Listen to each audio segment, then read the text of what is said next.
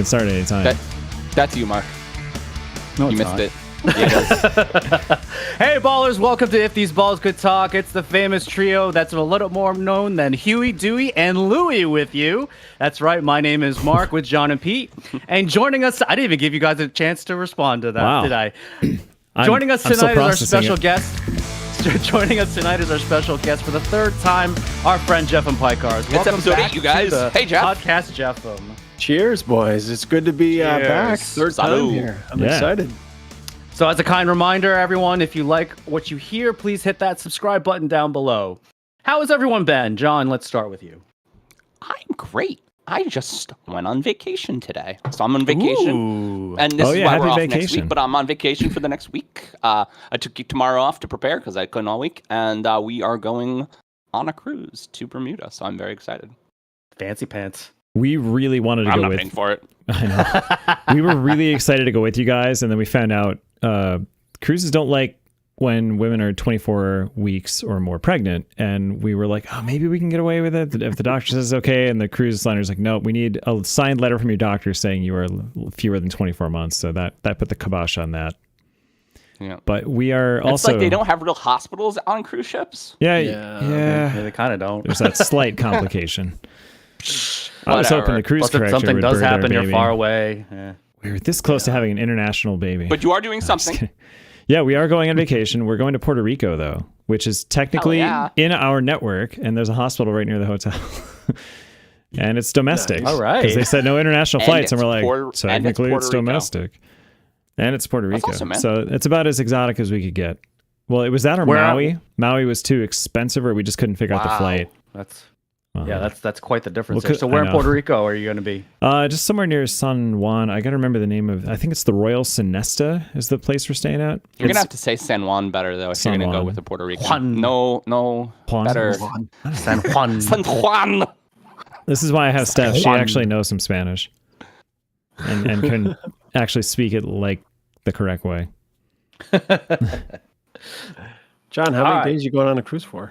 We're going for the whole week. We're leaving on Sunday. We're coming back on Sunday. And we're going out in New York City, so it's not a lot of effort. I feel a little nervous about getting off the grid. You guys know how much I like the grid, but it's like $150, so I'm not going to go back on the grid. It's expensive, and I have no money. But yeah, it'll be fun. I'm really looking forward to going on a cruise with Jamie when she's almost 11, right? And so we went when she was 7, and that was cool but different because she was little and she acted little, and now she doesn't act little at all. We just went to dinner tonight, just me and her. We just talked about stuff. We talked about like lacrosse and sports and Marvel. Lacrosse? The lacrosse. Interesting. Female lacrosse was on the TV in the bar, and I was just like, "You ever see Does she want to lacrosse?"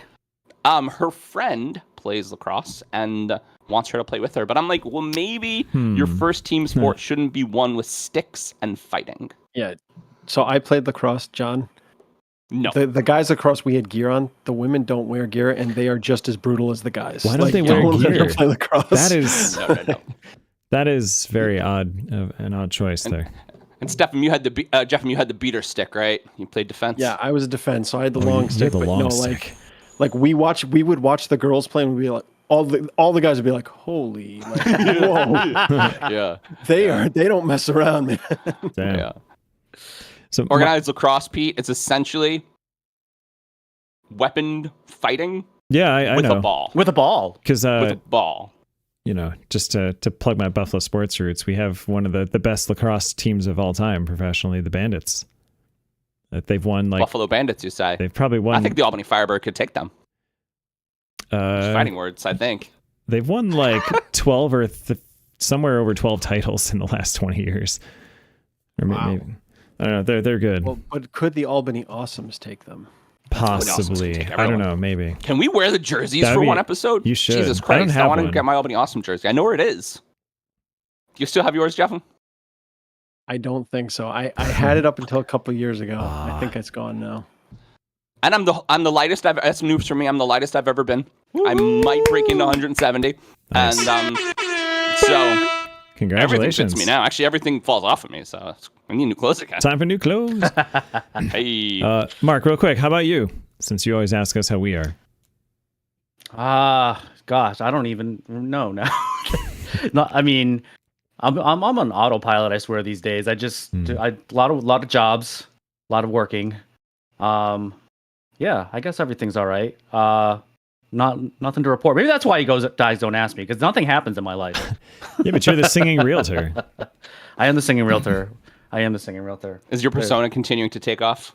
Someone actually did recognize me that I did not know from my reels. So amazing! I love the random reels. It's working.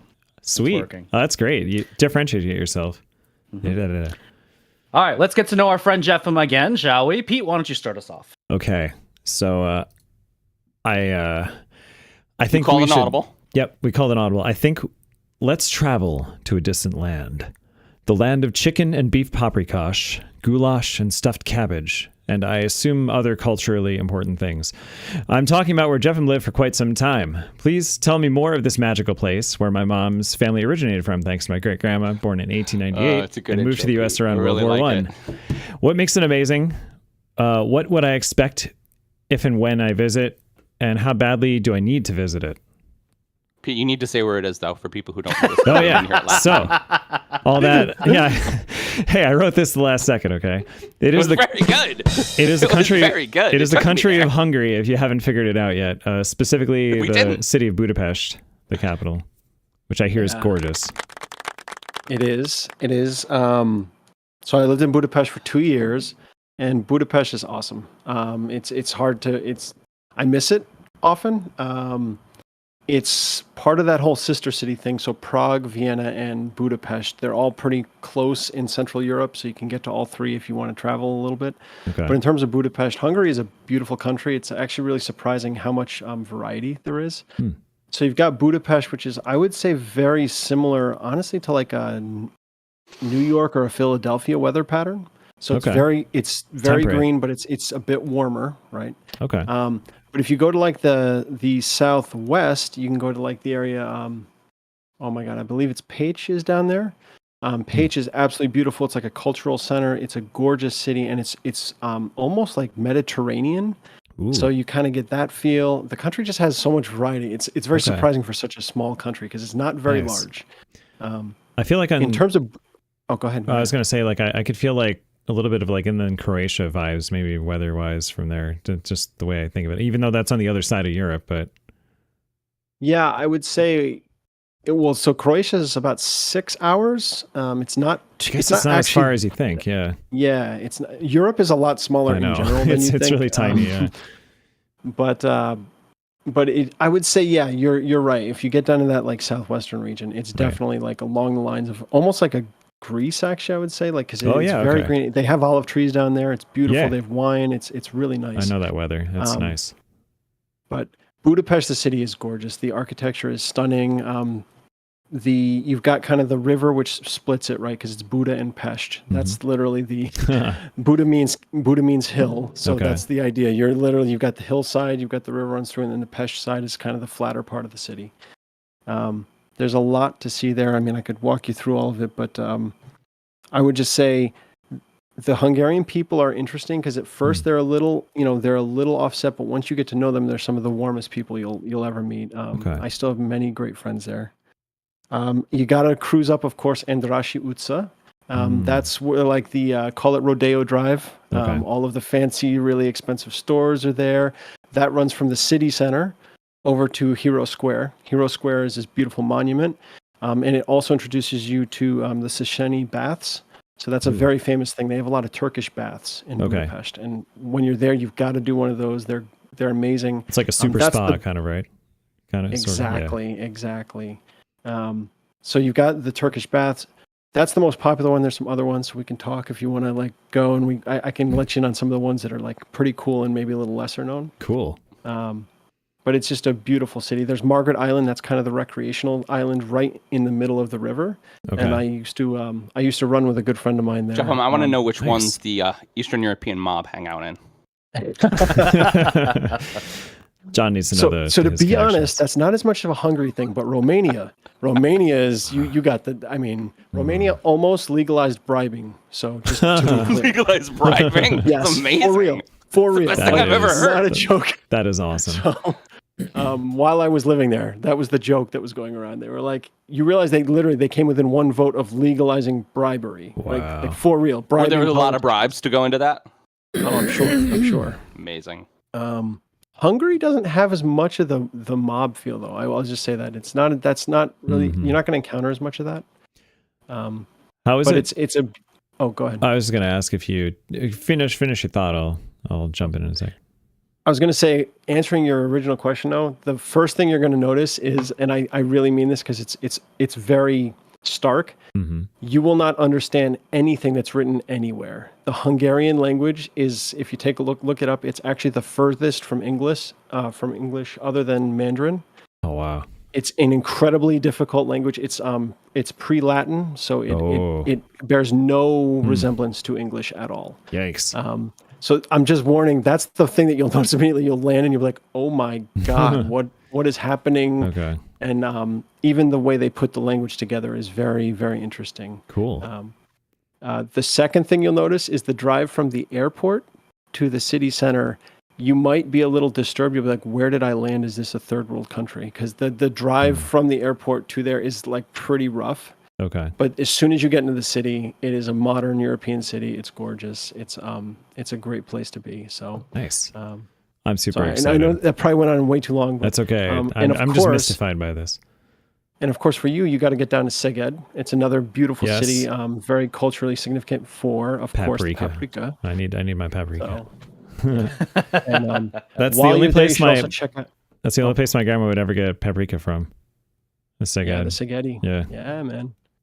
And then while you're there, you should check out there's this cultural town north of Budapest called Visegrad. Okay. It's beautiful. It's where all the artists in Hungary live. So there's a lot of beautiful culture, paintings. It has a gorgeous downtown, lots of restaurants, lots of things you can buy. Just walking around is beautiful. That's So, awesome. Yeah, we're gonna have to talk more about this. I gotta write some of this down when I have a chance. I don't think we're out of time. Yeah, hungry to-do Sorry. list there. It's all good. That's all right. It's all good. It's all but, good. Now I'm beautiful all excited. place. Highly recommend everyone Okay. visiting. Now, just as an aside, before I get started, I did do a thing. Pete, I'm sorry. I did record a baby watch sound. Baby watch. Nice. I had to just figure out how to replace it, but I did. If you guys want us to have more sounds, tell us to find $10 a month because I don't know where I could. Yeah. But we could have more sounds and better sound too. Patreon. Um, we'll have we to should get start a one of Patreon, those. Mark. Mark, can we have a Patreon? We'll, Looking at that. we'll put the 5 minutes of random banter we did before the show went live up there, Ooh, So you the got some- pre-records. there I you go. like that. and the poster All cards. right. And so the next question, and one I like to ask is, so I really like this tradition of episode 8 for you, Jefim. And at this time last season, your son was brand new. And so now 6 months later, how has the experience changed? Also, as he grows, what are some of the things you're most excited about sharing with him and teaching him? Yeah. So man, he's 8 months as of 2 days ago. Not brand new anymore. Wow. No, Still pretty no. new. So he's at Still that has that quickly. new baby smell. Oh yeah, totally. and that's some combination of dirty diapers and food that he's wearing. Food But, that you're wearing. Yeah, that I'm wearing too. No, it's been amazing. So he's like interactive now, is what I would say. So right when I talked to you before, he was still kind of a blob. Yep. He's great. I loved him, but it was like he couldn't figure out what his own hand was. I like to say to A lovely people blob. that there was a period there, and now you're saying the same words, that Jamie was just a really complicated pet. Yeah, that's a great way to put it. Yeah, it's Because just she kind didn't of talk, and she went to the bathroom everywhere. Yep. And you were just like, I think you like me, but Yep. I don't know. It's like I'm not even sure you know who I am, but I hope we're cool. No, but now he responds to his name, so that's the one that's got us lately. okay. Last few weeks, That's it's like you say his exciting. name and he looks at you, and you're like, oh, And I met him a my- couple of months ago, and he's a handsome devil. He is. Ooh. He's adorable. A handsome Um, devil. My wife is getting a little upset because he's looking less like a baby now and more like he's starting to kind of like get his like boy face. I would say like he's Is he growing facial hair yet? No, but he has a full head of hair. Like That's awesome. he has a full head Awesome. of hair. So no, he's been great, man. He's very interactive now. Like John said, we're starting to feed him solids, and he is wearing it. And usually I'm wearing it, or Masha's wearing it too. So I like when you give them a food and it's like a good color because it's just it's soft, but it's like orange because it's sweet potatoes, and they're like, I think I'm gonna throw this on the floor. Yeah. The whole thing. I think that's a good place for it. Well, and I'm also waiting. He hasn't figured out yet. So we've got the 2 dogs, right? And I'm waiting for him to figure out the drop it on the floor and watch the dogs come eat it because he loves the dogs. Yeah. He absolutely loves the dogs. Cool. It'll be all over once he figures that one out. Yeah. Well, also gravity is really cool. Yeah. Right. Like things Babies fall. really like interacting with their environment and watching change, and so they're like, "Wow, I did that." That's exactly how I felt when we were at our friends trying out a VR game the other night. Oh yeah, last night. Right. Yeah. Last We're trying night. Horizon Zero Dawn, but in like VR. And I just walk out there and there was like, ooh, a tambourine. Like, and I'm grabbing it in VR and like making noise. And then I just started throwing everything off a cliff. You just threw everything off the mountain. So immediately. That's the first thing, so right? Just I He was a little. I can he was a relate, litter Jeff, bug to your baby. in dystopian dinosaur world. Yeah. Interesting. Yeah. Breaking glasses. Well, so it puts you back in that baby mindset. For sure. But no, he's fantastic, honestly. Yeah, The we only need thing I to will give- say is we're afraid because he is trying to get mobile. Ooh. And my mother informed us, every mother says their kid is special, but one thing that course. is confirmed, apparently I started walking, like I just stood up at 9 months and started just bombing around the house. It's like me. He is trying to like he wants to jump, like he doesn't want to crawl. He's like, I'm gonna stand up. Just gonna And he's skip Does he do crawling. the leg? Does he do the leg wobble yet? Yeah, he like puts the leg out to the side kind of thing, and he's trying to figure out. He's like, I can do this. Like I Oh, can. he wants to get up and That's walk awesome. already. So Good luck. So we're a little worried about that because he's as Pete and I were saying before, he's a mover. Like that kid wants to like he was doing somersaults in his mom's belly when before he was born. Like he's like this kid wants to move. So we're probably in trouble. I can imagine. Well, yeah, like we were saying, we'll just have to have our kids just like waste all their energy running around in circles in the yard or something. I just remember Dane's son, who just like we'd take him to a thing, and Jamie was busy like coloring and setting and being cute and being like kind of timid, and Kieran would like run across the room, fall flat on his face, get up, smile, and run away. I'm like, huh, Yeah, because they're different. just made out of rubber at that point. They're just invincible. different, huh? Yeah. It's Yeah, that so moment we'll you see. realize. Yeah, it's like Masha tells me all the time, and her mom tells me all the time, like because they've never, they had all girls, right? So it's like it's girls down their whole family line. So they're like, oh, boys are different. It's Different. like, yeah, it's Yeah. this is going to be trouble. Are we doing? I mean, I know it's a few years out, Jefim, but are we doing t-ball? Are we doing soccer? Oh, of course, t-ball, like, and Yeah. of course, soccer and anything he wants to play. Honestly, But Are you excited for t-ball though?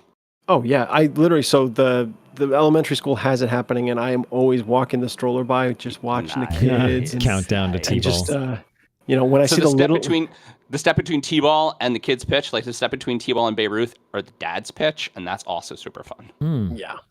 Yeah. No, it's I'm excited. I'm not gonna lie about it. And watching the little kids try and like, oh my god, in the t-ball league, try and catch the ball and do things. I like when the whole team runs after the ball, then the whole team runs after it after they've thrown it away. Oh yeah. Oh, totally. It's very exciting. Yes. Anything can happen in a t-ball game. Yeah, Yes. I can't wait. I'm not gonna lie. I'm so excited. I am but I excited don't want for him to grow up too fast. So, I'm excited for the both of you because it's the best. Cool. Yeah. Seriously, straight up, absolutely the best. And we're out of time.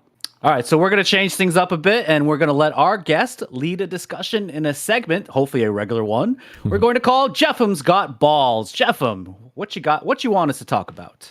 Ooh, all right.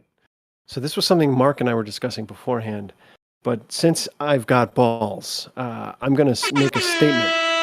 I'm going to make a statement, and it might be a little controversial. We'll see what happens here. I like gonna it. go I'm with ready. We're going to go with it, and we'll see how you guys react to it. So, Chris Cornell, greatest singer of all time. Ooh. And I'm including all genres here. Ooh. Prove me wrong. Boom. Well, Some first, fighting show your work. words. Show my First, I think work. you should show your work. Yeah. Well, why do you think? Why do you agree this? Yeah. Oh. Let's oh. get some reasoning.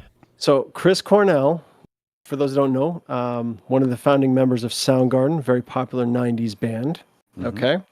Went on to have a very successful solo career, going as far as becoming one of the Bond singers for Casino Royale 2006, having one of the greatest Bond themes of all time. Again, prove me wrong. That is a banger song. It's a good one. He spanned pop. He also was part of the supergroup Audio Slave, where again he was a hard rocker. So he has spanned while he's been very prominent in the rock space, he also had 2 solo albums that were clearly aimed at the pop market, and he did a rap album with Timbaland. Oh, I forgot. I never heard that. Oh, I didn't know that. that. So we could debate how good or bad that album was, but He also, and just to step outside of my range a little bit, has a very impressive vocal range, right? Very impressive. very, very impressive. Do we know how many octaves? Ooh, It was a lot. That's all I know. Well, I don't want to steal Pete's thunder. And I'm but reading he it. knows. Yeah, our research department is on it. C sharp 2 to a full voiced A5. I don't know what that means, but that's what it says. Yeah, that's really impressive. Hmm. That's 3+ octaves. I think that's Oh, mother of God. If you count my sub bass frequencies that I can kind of sing, sometimes I can hit 3 octaves, but most of that is not usable. And that was all. And that was all in chest voice too, right? So he wasn't doing any head voices. Yeah, with no that. falsetto. No So falsetto. he is an unusual singer in that. Pete, do you want to take this one? I know you. I think Was you that know the it, vocal too. bending technique? No, I wasn't going to say that. He is okay. a baritone. Yes. Most people think he's a tenor, but No, he's he's actually a baritone. baritone. So he has that impressive high range, but he actually has a lower voice. That's what's Yeah. unique. So he's able to blend his falsetto with his chest voice. That's where he gets the guttural scream Right. that he does. There's one other singer that I know that is like that, and this is my contest for who may be better, and that was Freddie Mercury. I said they're pretty similar. Who had a functionally. 4.5 octave range, by the way. But Did you guys ever see the movie, the Queen movie? What was it, Bohemian Rhapsody? Yes. When Rami Malek's a genius. Rami Rami Malek, Malek yeah. was, yeah. Just saying. And I don't know if this is true, but it makes me believe it. He had more incisors in his mouth, so that he could. That's why he had a wider octave range. I don't know if it necessarily did, maybe, but I do know that he was. I don't know if it was a record company or somebody did offer to actually make his teeth better and do dental surgery, and he said, "Is there a more than 0% chance it could affect my voice?" And like, we don't know. Maybe he's like, "Nope, not doing it." Nope, No, can't. not Sorry. doing Yeah. Okay, so Pete's proving me wrong. He's saying Freddie Mercury. Perhaps, although I don't know enough singers. I really like Chris Cornell a lot. in Chris Cornell's defense, he did write the best eulogy that I've ever heard, which was "Say Hello to Heaven" for the great Andy Wood of Mother Love Bone, and thus that's a good also song. formed the supergroup before anyone knew it was a supergroup, Temple of the true, too. Dog, Temple of the Dog. That's true too. Yep. right? Which was basically Pearl Jam with Chris Cornell instead of Eddie Vedder, because now Matt Cameron drums for Pearl Jam, so it's just all one big happy grungy Seattle family. It is. They all did know each other. They were all good friends. Mm-hmm. I'll also point out he finished his career doing a acoustic solo tour. Mm-hmm. So he also moved into that whole kind of folk world with a lot of his What's your music. favorite Chris Cornell single? Like solo Or solo just song. album single. Or song. Ooh, Because I really like "Can't Change Me," but everybody really likes "Can't Change Me." That's a good song. that is a good song. Oh man, that's a good question. Tell you Favorite? what, Is it just Chris Cornell? And here's the problem: is it when he's in one of the other groups? That's the just question. Chris Cornell. Just We can Chris talk Cornell. about your favorite Audio Slave song or your favorite Soundgarden song too, if Okay. you want. But No. let's So just discuss that's that what I first. was asking. So okay, so solo then. Mhm. Can't Change Me is a pretty good one, but I think I already named it. The Bond theme is pretty. He did a good job. Bond with that. theme He is nailed killer. that. Actually, in those years, in the late '90s, early 2000s, that was that was Chris Cornell's time, right? And so "Can't Change Me" and "Preaching to the End of the World." That was There's a one of lot the ones really I was going to say, or "When I'm Down." That thing is wow. When I'm Down is really good. So good. That's the one I almost picked. For Yeah. you. But Yeah, it's nice. not really known. It's a deeper cut on the I album. know. So yeah. The other one that came to mind that I don't personally like this one, but everyone loved it. He did that cover of Billie Jean, that acoustic cover, I don't know if I heard and that. that was was very really good. popular. Ooh, I don't know if I've heard that. I did But that hear sounds him, intriguing. I did hear him sound intriguing. somehow expertly sing Ave Maria, and I didn't. You wouldn't think that would work, but it did. That is a truth fact. I was late. So much for me It's trying good, to though, combat him. Now I'm just jumping in on the praise here, but he earned it. It's definitely gone too soon. I would my argument would be Chris Cornell might be the most versatile singer. Ooh. I wouldn't necessarily call him the best singer. I'm kind of with Pete, the fact that I think vocal range is pretty important. There's a lot of opera singers that I know that have a pretty wide vocal range. So for best singer in the world, I probably wouldn't say Chris Cornell, but versatile is he's definitely up there for being able to jump so many different genres. That was my argument for And Freddie I'm definitely going to Mercury. check out Billie Jean. Oh yeah, but like Queen is world famous. Like everybody on the planet, that knows anything knows who Freddie Mercury is. I don't know if Cornell ever quite achieved that level of universally acclaimed best singer in the world. Although anybody that knows their stuff would say he's right up there. So that was my only argument. So it sounds like only Mark disagrees with me. Is that what's going on? Well, the research department is working on it. Rolling Stone pretty recently did a 200 best singers of all time. Oh, their lists are those not are always good. just so. Apparently, Christina Aguilera, number 141. I don't think I'm going to get to the bottom of this list before we are out of time. We're out of time. We should probably move on. I guess we should move on, but But I will think just say he is Freddie up there, Mercury. and technically, I mean, as a technical singer, as a genre of singer, like as an artist that I like, he's probably top 3 at least for me. Very good. I would agree with that. Yeah, I'll give it I was that. going to say Pete. Freddie Mercury is another choice though. That's the only he's one I can obviously think of a off the top of my phenomenal head that could, But that shows you what kind of company he's in.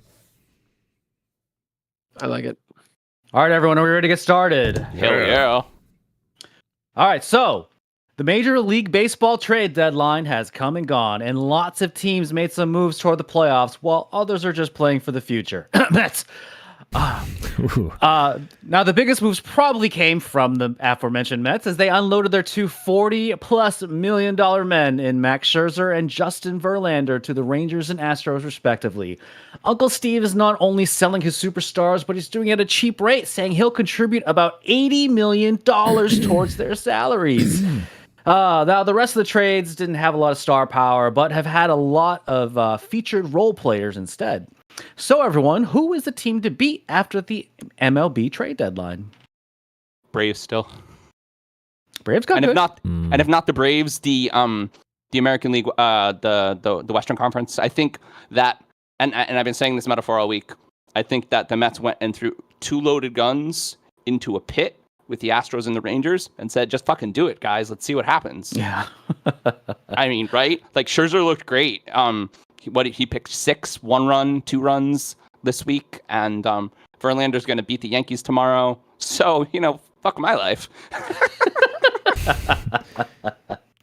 I mean, definitely the Astros and the Rangers are looking pretty good with those 2 acquisitions. And the Angels are trying to go all in with, they want to keep Shohei. I mean, they got Lucas Giolito and they got Randall Grichuk. Geez, that's a hard name to say sometimes. I don't know. My money's on the Astros. I mean, they're the defending champs. They're still a very well-run team. They're a bunch of cheaters. And they just got a no-hitter. Bunch of cheaters. Ishmael Valdez just got a 2-walk no-hitter. I don't know. Let's see how that game's going, by the way, guys. Yeah.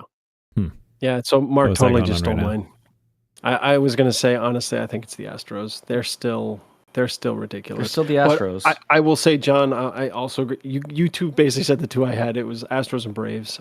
The Braves are pretty ridiculous. Like I No don't love for the Rangers, huh? No love for the Rangers? So is that part of the reason that the They Mets are in were first still place. in a good space because the Braves are 40 over 500? Is that why they threw the towel in already? Yeah, they didn't even bother. Maybe they're also not seeing the return on the investment on the $366 million investment too. I don't know. Yeah. What I find really interesting is who was it? Castillo. Somebody was getting interviewed after the Scherzer trade, and they said, I mean, if Scherzer can get traded, Like, and then there was more discussion that they were like, okay, so like, are we pushing for 2024? And they're like, no, we think 24, 25 are going to be a transition year.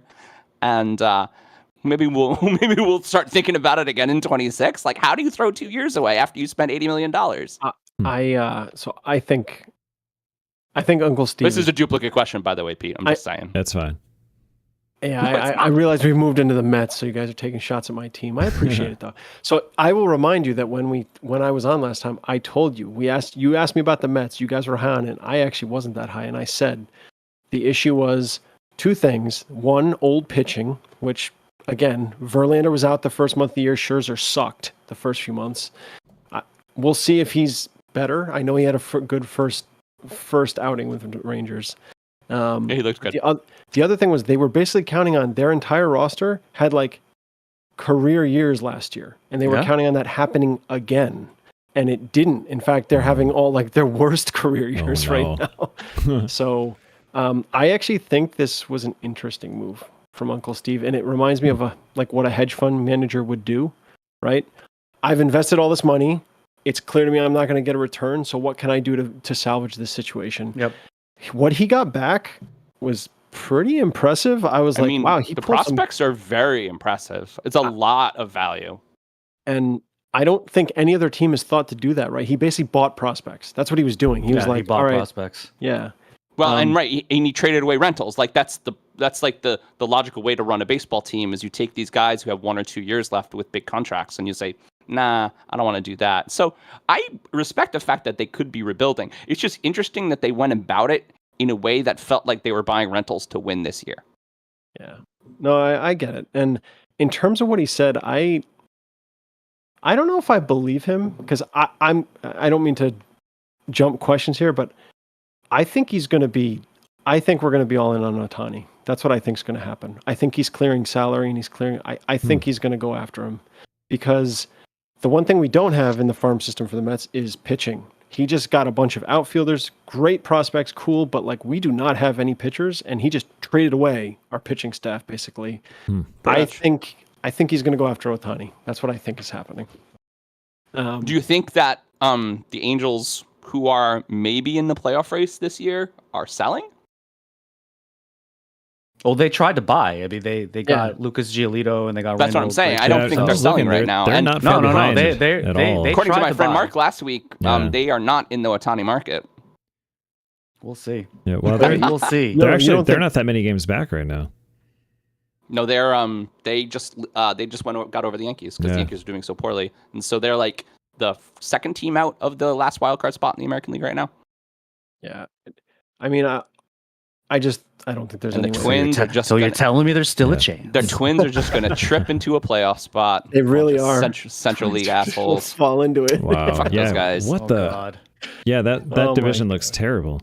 It is terrible, Pete. Awful. But I think that the Royals might win 30 games this year. But at least they're better than the Athletics. Yeah, it would be even worse if the Royals weren't in that division because each team gets to play them 19 times. Yeah. Right. Yeah. That said, I mean, I don't know. They do have Ohtani and Trout. I don't know if you can count the Angels. I mean, I recognize they don't have the rest of their team, but yeah. I mean, I think that the thing that the Yankees are teaching everyone this year is that if you don't, I mean, it's the John Madden School of baseball. If you don't score runs, you can't win, and if you don't have good relievers, you can't win. I mean, Garrett Cole, the best pitcher in baseball by at least 0.5 points of ERA right now. I mean, literally killing it. Because he's still cheating. Shut the fuck up. And they still can't win games where Garrett Cole gives them 7 with 2 runs. Yeah, I know, yeah. They can't win those games, and that's disgusting. I mean, those are slam dunks. I mean, they're beating the Astros right now by 1, by the way. Just saying. John, nobody on your team except Judge is hitting. I mean, nobody. I know. Like one man left, and the team literally couldn't score runs. They scored 3 runs, 15 games out of the All-Star break. They went 2-13. They can't hit. They can't score. They can't do shit. And so, John, how come the Yankees weren't sellers in this trade deadline then? Yeah. Because Brian Cashman deserves to be fired. Yes. That's why. I didn't. You don't think anyone wanted Giancarlo Stanton? What I read is that the Yankees were being prima donnas, and they expected to be, and the words that were used by a GM that was not named, but the words were used that they were expecting to be bowled over for their Yankees. So they was like their rentals, and so they were like, the Yankees are being annoying this trade deadline. Oof. And I see that, right? It's like that's kind of a Yankee style to do things. New York Yankees, go Yankees. So you guys mentioned for best teams, to change it back. You rifled off a lot in the beginning there. What about the Orioles? Did either three of you mention them? Like, no one expects the Orioles to keep this up. You just don't think it's sustainable, huh? The Orioles have been so bad for so many years, but and they're just so the fact good all of a we sudden. said in the beginning of the season that the Rays would run out of. Oh, did we lose? And they are a little bit. I'm here. Okay. we thought we lost you. We lost you for a minute there. It didn't seem like I left at all. I felt like I was doing a really good job. All of a sudden, you were like mid-sentence. Just It was like a loud pop. yeah. I don't know. But they are. But the Rays ran out of steam, and so the Orioles are pulling away with the American League East. Yeah, they're really 6-4 in their last 10 games too. That I see here. I mean, they are playing great. But speaking of a team that did well in the trade deadline, the Rays got what they needed. I mean, they actually did pretty well this trade deadline. I don't know. I'm wondering if they're going to retake that. Yeah, we'll see. And they have some injury. They had some injuries too. So some people are coming back. So they could. Okay. But the Orioles, they picked up Jack Flaherty. That's a pretty good pickup as well. He's a pitcher. Everyone needs pitching in the playoffs. So sure, we'll see it. We'll see what happens. But I don't know. I think it's either the Rangers or the Astros. And also the best named shortstop in baseball, Gunnar Henderson. Hell yeah. Gunnar Henderson. We're out of time. That's a good way to end it. Awesome. Yeah, we're out of time. All right. So I know Jefim likes next topics. Do you want to do a next topic, Jefim? Hello, Governor. Please give me the next topic. Oh, I love it so much. That's good. I'm so excited that you're here. All right. And so we're going to talk about it anyway because it's on the list. And Pete said it wasn't on Pete. And so we just brought it up, but the 2023 New York Met campaign seems to be at a close at 105 games at 50-55 on Monday. The Mets have spent the last week selling off key pieces, most notably Matt Scherzer, and later in the week, high-priced season pickup Justin Verlander. So at baseball's highest $200 million payroll, the failures of this season are disappointing, and it seems that the Mets are worse with new billionaire owner Steve Cohen than they were without him. And so everyone, and Jefim specifically, what went wrong? We kind of touched on this in the last question. Do you still feel hopeful for next season, even though it has been publicly stated that it will be a transition year? And can the scorching hot Atlanta Braves be stopped? So in Pete, I gotta defend Pete. I did not. When I give my topics to Pete, I just kind of give him like the main title. You give me main question about 7 words. Yeah. So I don't know exactly what the whole context of the topic is. It's not Pete's fault that I kind of. I kept it in the show because I think that the baseball trade deadline is probably the hottest news story of the week, and we have Jefim on the show. And hey, we need to trash the Mets more. No, we need to trash the Mets more. Yeah. I'm okay with trashing them. And the trade deadline was actually really interesting this year. So I'm with you guys. Like I was like, wow, a lot happened. Like really interesting. Yeah. All right, Jeff, and what's wrong with the Mets? Yeah. Everything. So we now can't pitch, we can't hit, we have no relievers, so the season's over. I don't no. Here's the 2026. Yeah, here's the 2026. So when is Buck Showalter going to get fired? So that's actually, so here's the thing, right? Like I actually Side note, the Orioles are doing really good. Buck was just there. I know. I don't understand why Steve Cohen didn't follow suit and just fired Buck, after the All-Star break, and then the Mets would have gone on a tear. And that's what the Phillies did last year, right? Yeah, basically. But poor guy, man. I'll go back to I just got to reinforce what I said. Every one of our hitters had a historic year last year. Look at the numbers. It was unbelievable. Everybody from Pete Alonso to Jeff McNeil to Francisco Lindor, the entire team had their best season. And then we had good pitching. Scherzer was ridiculous last year, but this year Scherzer was terrible to start the season. He's still very inconsistent. He'll have a good game and a bad game. A good game. He's not as good as he was. He's lost some velocity. He's old. He's old. He's 39, right? Verlander was out there. Yeah. Younger than all of us, but still. That's older than Justin Verlander. I know. I know. And Justin Verlander was out the whole first month of the season, so pretty much we had no pitching. And that's what scares me about right now is we just trade away those two guys. So it's like, well, now we're back to those minor leaguers that couldn't do anything. So this is great, Peterson and Tyler Megill. But in terms of the Mets, honestly, I think this is. I think it was a smart move on Cohen's part. He saw the team wasn't going to get out of the cellar. He gave him a chance, right? He gave him a chance. He basically stated it before at the All-Star break. He said, "Hey, this is the last chance, basically, right? If you don't go on a tear, 100 games. Yeah, it's 3/4 of the season. Yeah, it's a big enough sample size by this point. Yeah. So I really mean this. I think it was smart. I think it was the right move. He bought a bunch of good prospects. In terms of next year, I don't know. I don't know. Yeah, like the lineup is still strong. Basically all the hitters have to do is not have their worst. Alonso's still good. Yeah, exactly, and they're all coming back. I honestly think they have a shot. I really mean it because also Edwin Diaz, best closer in baseball last year, who had that freak injury this year, is coming back. So he'll be back next year. So I don't know. I'm actually still hopeful for the year. I think there may have been some gamesmanship on Uncle Steve's part. I think this is that classic, right? He's like, I want to trade these two guys away. So I'm going to give them an answer that sounds really good. Because if you read what he said, apparently Scherzer said, hey, are you going to be all in on free agency? And he said, I can't look you in the eye and say that. So, right, that's not saying no. That's like an old, John, that's an old Italian, like, well, I mean, that's a Wall Street guy talking about sports. They're commodities, right? And he's buying and selling, and he's selling them high before people realize they're out of gas. I mean, at the end of the day, he got a great deal for two really old pitchers. Yes. And it's fun to rag on the Mets, but I agree with you. I think that the deal is great. I think that he still expects, and he actually just stated today, he still expects to be competitive in 24. He knows the offense is still very good. He knows that the bullpen is still pretty good. And so I think that the American League West had a need that he filled for a lot of money. Yeah. Right? He's like, take them. They're going to be broken soon. Verlander can't suck Kate Upton's powers forever. I mean, right? So they keep you young for so long. What was like the total? Does he need to though? Yeah. That's true. His wife is still Kate Upton. So. Yeah. Well, what's all the compensation for these guys? Like, are they getting draft prospects? How are they going to benefit? Do you want to go over the deal from going over for this? the listeners and Pete? Yeah, go ahead. Because you probably know it the best. So I think Mark already stated part of it, but essentially the Mets are paying down $80 million worth of their insane $43 million a year contracts. It's like if he has that in his couch. Right. He's Steve Cohen. He's the richest owner in baseball now. So, and so he's paying that. The Mets are paying that to basically buy these prospects back. The other one is if Verlander's option vests, which all he has to do is throw 140 innings next year. Verlander's been pretty stout.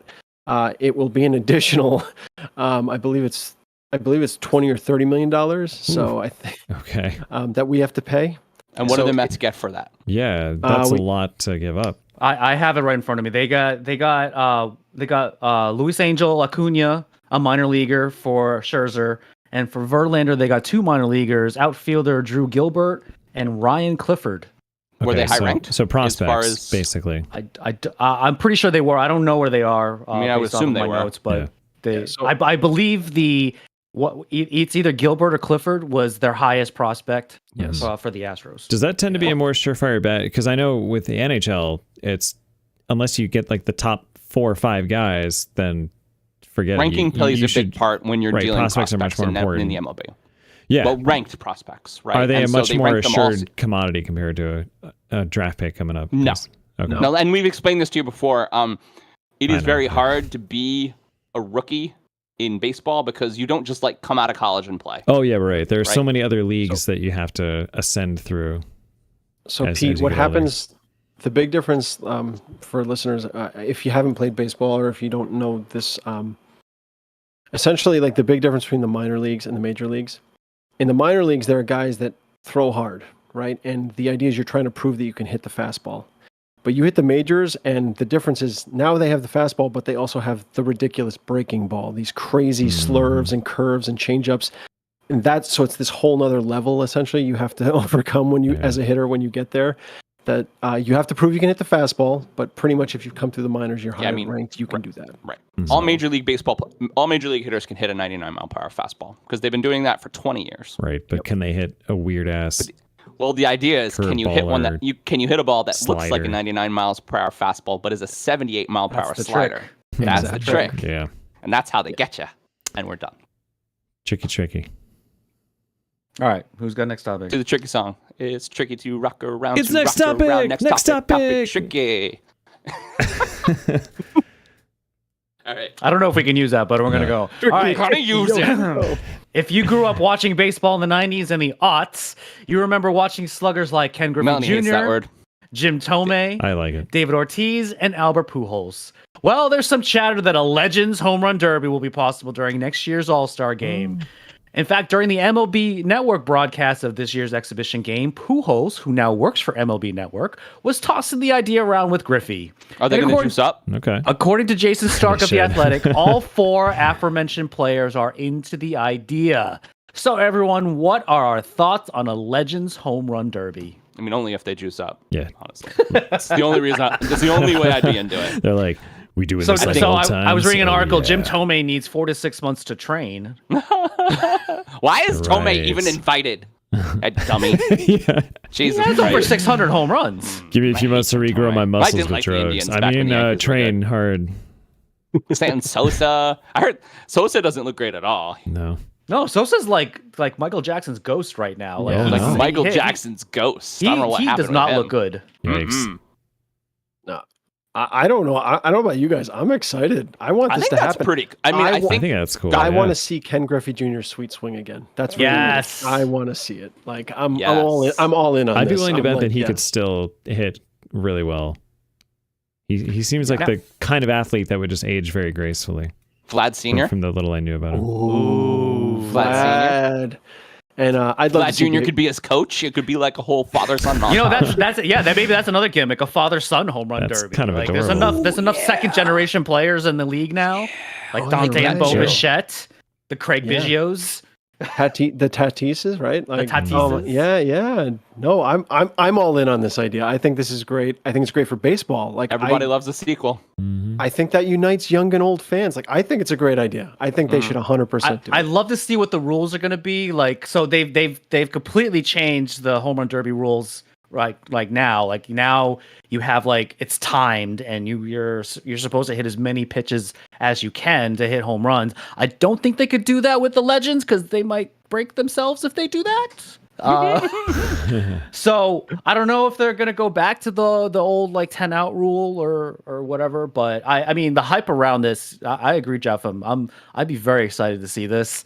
I hope though it's not going to take a long time because again these are old men. They're really old men. They're older than all of us. So Yeah. I when I was a kid, I always thought that getting the job to shag the fly balls during the home run derby at the All-Star game would have been really fun. yeah, That would be super Because there were cool, like, yeah. okay, so Pete, in these things, they would have like 50 kids roaming the outfield to grab the balls That's as they came, amazing. the ones that they missed, and they all had like the All-Star game jerseys on. It was amazing. Oh, yeah. Like if you were a kid that really age, it's a dream come true.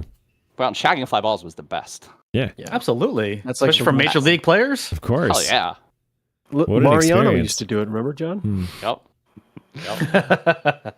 Also, I how he remember. messed up his I knee. remember. Okay, when Mariano during Rivera one was of a the- starter for that first season, our first and a half season, and he was a starter, and he always used to be like the best 4-inning starter in all of baseball. But then he died. He like went off this cliff. He went, Oh. and I just remember watching him throw though, and it was like, fwah! It was like, fwah! Right? I was like, that guy throws hard, and then learned that he did. Did he still only have the one pitch when he started? He developed the cutter when he transitioned So That he was learned literally- it from John Wetland, right? because he learned it from John Wetland. Yeah. In that first World Series year. Well, So who else would we want to see in this Legends home run derby? Would we want to see Bonds? oh yeah. man. Oh god. I feel Bonds is such a tough one, right? Because he was legitimately good before he took the steroids too. He was. Like he actually Yeah. was fast. He was like truly like but he was a different player, right? He was speedy. He was fast. He was He was a He was 5-tool player. yeah. So it's God. He's the toughest one of that whole class for group? me. Yeah, because I'm actually like, maybe he should be in the Hall of Fame. Like just because he was actually good before. That was the real question with those asterisk classes. I agree that they were all very good players, except for maybe Jose Canseco.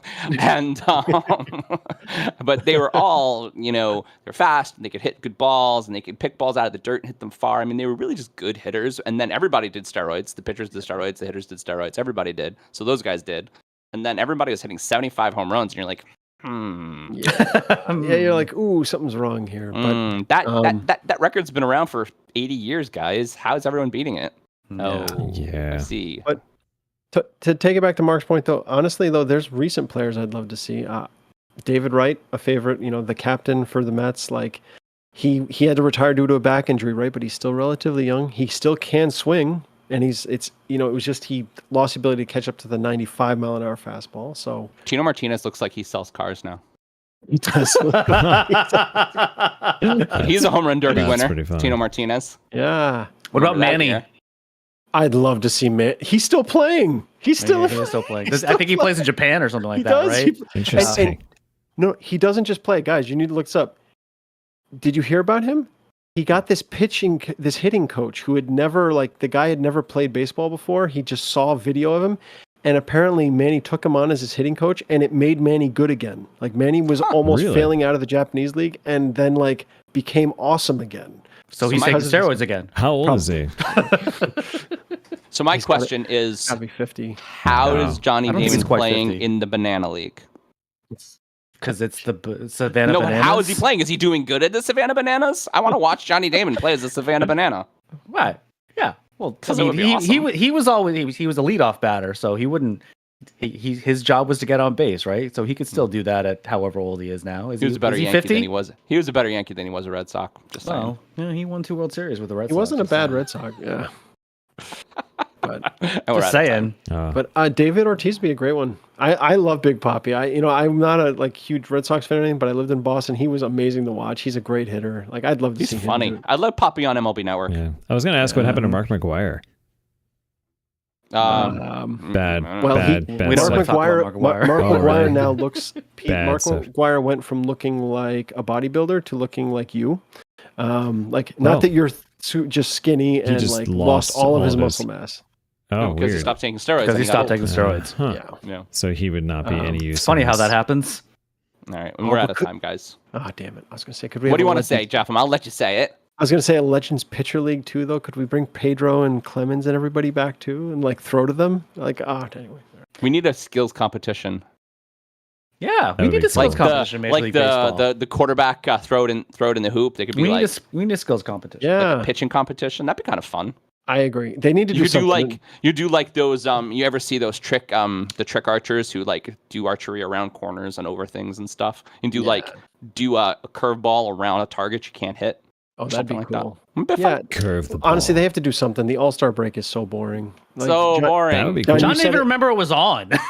I think John said it in a couple episodes ago for you guys, but he said I didn't even, and I love baseball and I didn't care either. I was like, I'm not even gonna watch. I asked Mark, I was like, hey, did the All-Star break happen? Yeah. Because a judge made the team, but he hurt his little toe. And so he was like, oh, I can't play because my toe. Oh. You gotta be careful there, John. That's the only hitter on your team right now.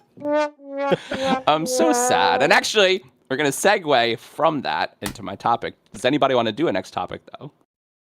Next topic. Amazing. And so just to be fair again, and to continue the sad news that is baseball in New York, the New York Yankees are apparently neither buyers nor sellers in this year's trade deadline. In a world where the previously mentioned Mets threw 2 loaded guns into the room, like I said, the Yankees think all is fine. They're just in denial. Yes. So since the All-Star break, when I wrote this question, the Yankees are 6-11 with a 5.67 ERA and an OPS. That's a opponent slugging percentage of 733. That puts them in the bottom third of the league in all those stats. As they continue to get worse, the final wild card slot falls further away, and so the Yankees are now 2 teams back for the last slot beyond the Angels. The Yankees are insisting that the current lineup is a winner, that DJ LeMahieu and Giancarlo Stanton and Anthony Rizzo are competent left fielders, and that we don't need an all-star shortstop because Anthony Volpe is a star. Are they right? or is this just a case of pride and New York Yankee blinders coming from Cashman and Steinbrenner? Did you say a 5.67 ERA? Yes. 5.67. correct. It's correct. That sounds It really is. bad. So ERA, Pete, runs per 9 innings. Yeah. Yeah. So as John Madden would say, it's hard to win games when you don't score more runs than your opponent. Hmm. Thank you, John Madden. If you let the other team score Baseball. enough, there's not a good chance that you're going to win. Oh my I gotta let the god. Red The Sox big fan bash baseball on the episode. We Yankees need a right now. baseball. We need a baseball title for this episode, by the way. Oh my god. Actually, I had a Mash these balls. Yeah. just kind of baseballs. going. I did jot something down because we were talking about the Romanian mob, and I saw Romania's got your balls. That's pretty good, though. But anyway, But I think it's a big baseball episode. You gotta let, like Mark, I could pick on him, but you got, dude. You the guys Red got to Sox pick fans on me gotta- because I the Red Sox definitely fan has deserve got it. The Red Sox fan got to take apart the Yankees. Come on, man. of course. I mean, listen. Why the Yankees didn't make any moves? I just watched. I was watching the Major League. I think it was on ESPN. They had like a trade deadline special, and at the very end they said, "Well, all the teams have made a move except the Yankees." Like they didn't make any moves. Womp So they ended the trade line just to not look stupid, and I think it made them look more stupid. Getting Oh, a number absolutely. That last second- a number 7 reliever the last day and a number 8 reliever the last day. Like 2 guys that nobody cares about. Yeah, that just Nobody seems cares about them. really insignificant. No, completely insignificant. Pete. And I think the really frustrating part as a Yankee fan is that there were a lot of good players available. Mm-hmm. And I spent the month watching other teams competing for the same playoff slots, grabbing the good players. And I'm just like, but we could have used that. Why didn't Scherzer come to New York? Yeah. He didn't have to fucking move to come to New York. That's true. You wouldn't have had to move. You didn't have to honestly, It's a move. different subway stop. Honestly, John, the one that got me, I'm going to say, is I don't know why you guys weren't in on Verlander. Verlander wanted to stay in New York because Kate wants to stay in. Kate Upton wants to stay in New York. Yeah, like Why? he wanted to stay in New York. He did not want to get traded. I was It's not reading like we about- don't have the money. Carlos Rodin. Do the is Yankees a- have the prospects? Carlos Rodin is a garbage fire. Yeah, that's we have true. the Martian and the other guy. Martian? They have a lot of prospects. They have a lot of prospects. They have a great shortstop prospect. Yeah, I'm forgetting his name right now. And And the left Yes. fielder, Encarnacion, I Yes. think his name is, but I don't Yes. want to. it's Edwin's son, right? Yes. Yeah. Oh, another second generation. Yeah, another second generation. No, John, I And they were going to go get Sonny Gray back? Like, Oh Jesus my Christ, Cashman, go home. You're drunk. Yeah, John, I have to tell you, I've defended Cashman before because I'm a New Yorker. I gotta say, this is one of the few times I'm like, I think Cashman's got to go. I think this was such a stupid trade deadline for I them. don't know if the blind positivity is just Hal in his ear. I've said it here. I've told it to you guys. Hal is not George. They are different generation levels of Steinbrenner, and Hal is much, much worse. I said it last week because I've been in a rut of complaining about it. I think that maybe the every great player has an era. Like they have like a 5-year window where they can win, and I think we might be past it with Aaron Judge now, unfortunately. I think the teams that the Astros were cheating to beat were better, and I think Judge was probably better then as well. We missed the mark with Don Mattingly. Don Mattingly never won one. Like they're players that just miss, right? And so, unfortunately for those players, it impacts their Hall of Fame ballot, Yeah. Yeah, that's too which bad. it will with Aaron Judge if he never wins one, which I don't expect him to at this point. I don't know about that one I mean- because he did break the AL record. So Yeah. I will say I expected the Yankees to be sellers, and I was surprised they didn't do it. they should have. Yeah, They like should've. it was really stupid. Do something. Yeah. Do something. I mean, Tell me what it is you do around look, here. I'll just say it, John. Like one of the ones that is obvious to me, and I know now it really hurts. Trade Herman, man. Give him away. He had just thrown that perfect game, like perfect time. Stock is the highest it's going to be, right? Like and Severino. And Glaber, you're not going to get. Glaber in his best season he's ever going to have. Yeah. Best season Glaber Torres is ever going to have. The whole Sell starting him for lineup a except million Judge. Just people. trade them. Just Yeah, start over. basically. Start yeah, fresh. no, really, like really. And John's not going to like this. I don't know. I would either send Volpe back down or trade him because you have your other shortstop. But if forgetting Volpe his keeps name. Aaron He's- Judge happy. Yeah, whatever. Your other shortstop prospect, Kind was of Rentire. Falafa is great, and he should get time. That Yep. at shortstop, it's his position. I don't think Volpe's ready. He's definitely either. not Derek Jeter. he has these little sparks where he like will steal a bunch of bases or he'll hit a couple times, but he's under 100 games in a season. It's not a fluke anymore. He's not very good. Yeah. I think that I like to joke that Rodin has to start cleaning the building, but I mean, he has to earn his paycheck somewhere. That's pretty bad. No offense, Jefim, but you can't say Rodin beat the Mets and now he's ready. No, He's not ready. He's not ready. That's not much better. No offense taken, man. You know, I mean, No offense taken, John. Honestly, as any good New York sports fan, however, I am already past it and thinking about the Giants, and so go Giants. Go Danny Dimes. Yeah. Go Danny Dimes. Go Darren Waller, right? Are the Red? Darren effing Waller. You guys got a Yeah, tight no, end now. John, I'm with you. Are the Red Bulls doing any good this year? You know, I forgot they were in the MLS. So, Jefim, we're going to a Connecticut something and Connecticut Sun and Phoenix Mercury game. Yeah, Connecticut Sun and Phoenix Mercury game in 2 weeks or 3 weeks. To see Brittany Griner play. Because I want to take Jamie to a professional women's basketball game, and Melanie was like, "Hey, you want to come to a game with me?" And I'm like, "Oh, that sounds really great." That would be super cool. Yeah, that. But like, yeah, she just went to a Liberty game. She goes a lot. nice. That's fantastic, man. John, I actually feel bad for you. They're the Yankees. You know what I mean? You guys know what I'm talking. Like, as much as we all want to hate the Yankees, like, you kind of want the Yankees to at least be good because it's like. It's the Yankees. Like, Oh, you know what else really doesn't. pisses me off, Jefim? Not even one of the last teams or one of the middle teams to sell out to a sponsor and get a jersey symbol. One of the first teams, and to an insurance company. Oh Ugh. no, They're John, the Yankees. I gotta say that I vomited in my cool. mouth a little bit when they announced it, and they were really excited about it on the socials. I was very sad. Yeah, I could see that not going over well. That was their whole thing, though. The Yankees. I mean, Jesus, like that. What you just said, John. That was their whole thing. That's why they don't have names on the back of the uniforms. They're all about tradition. They're all about like roots. Well, of the now they're game. all about Star Insurance. Star Insurance presents the New York Yankees. You guys didn't know the new name? Yeah.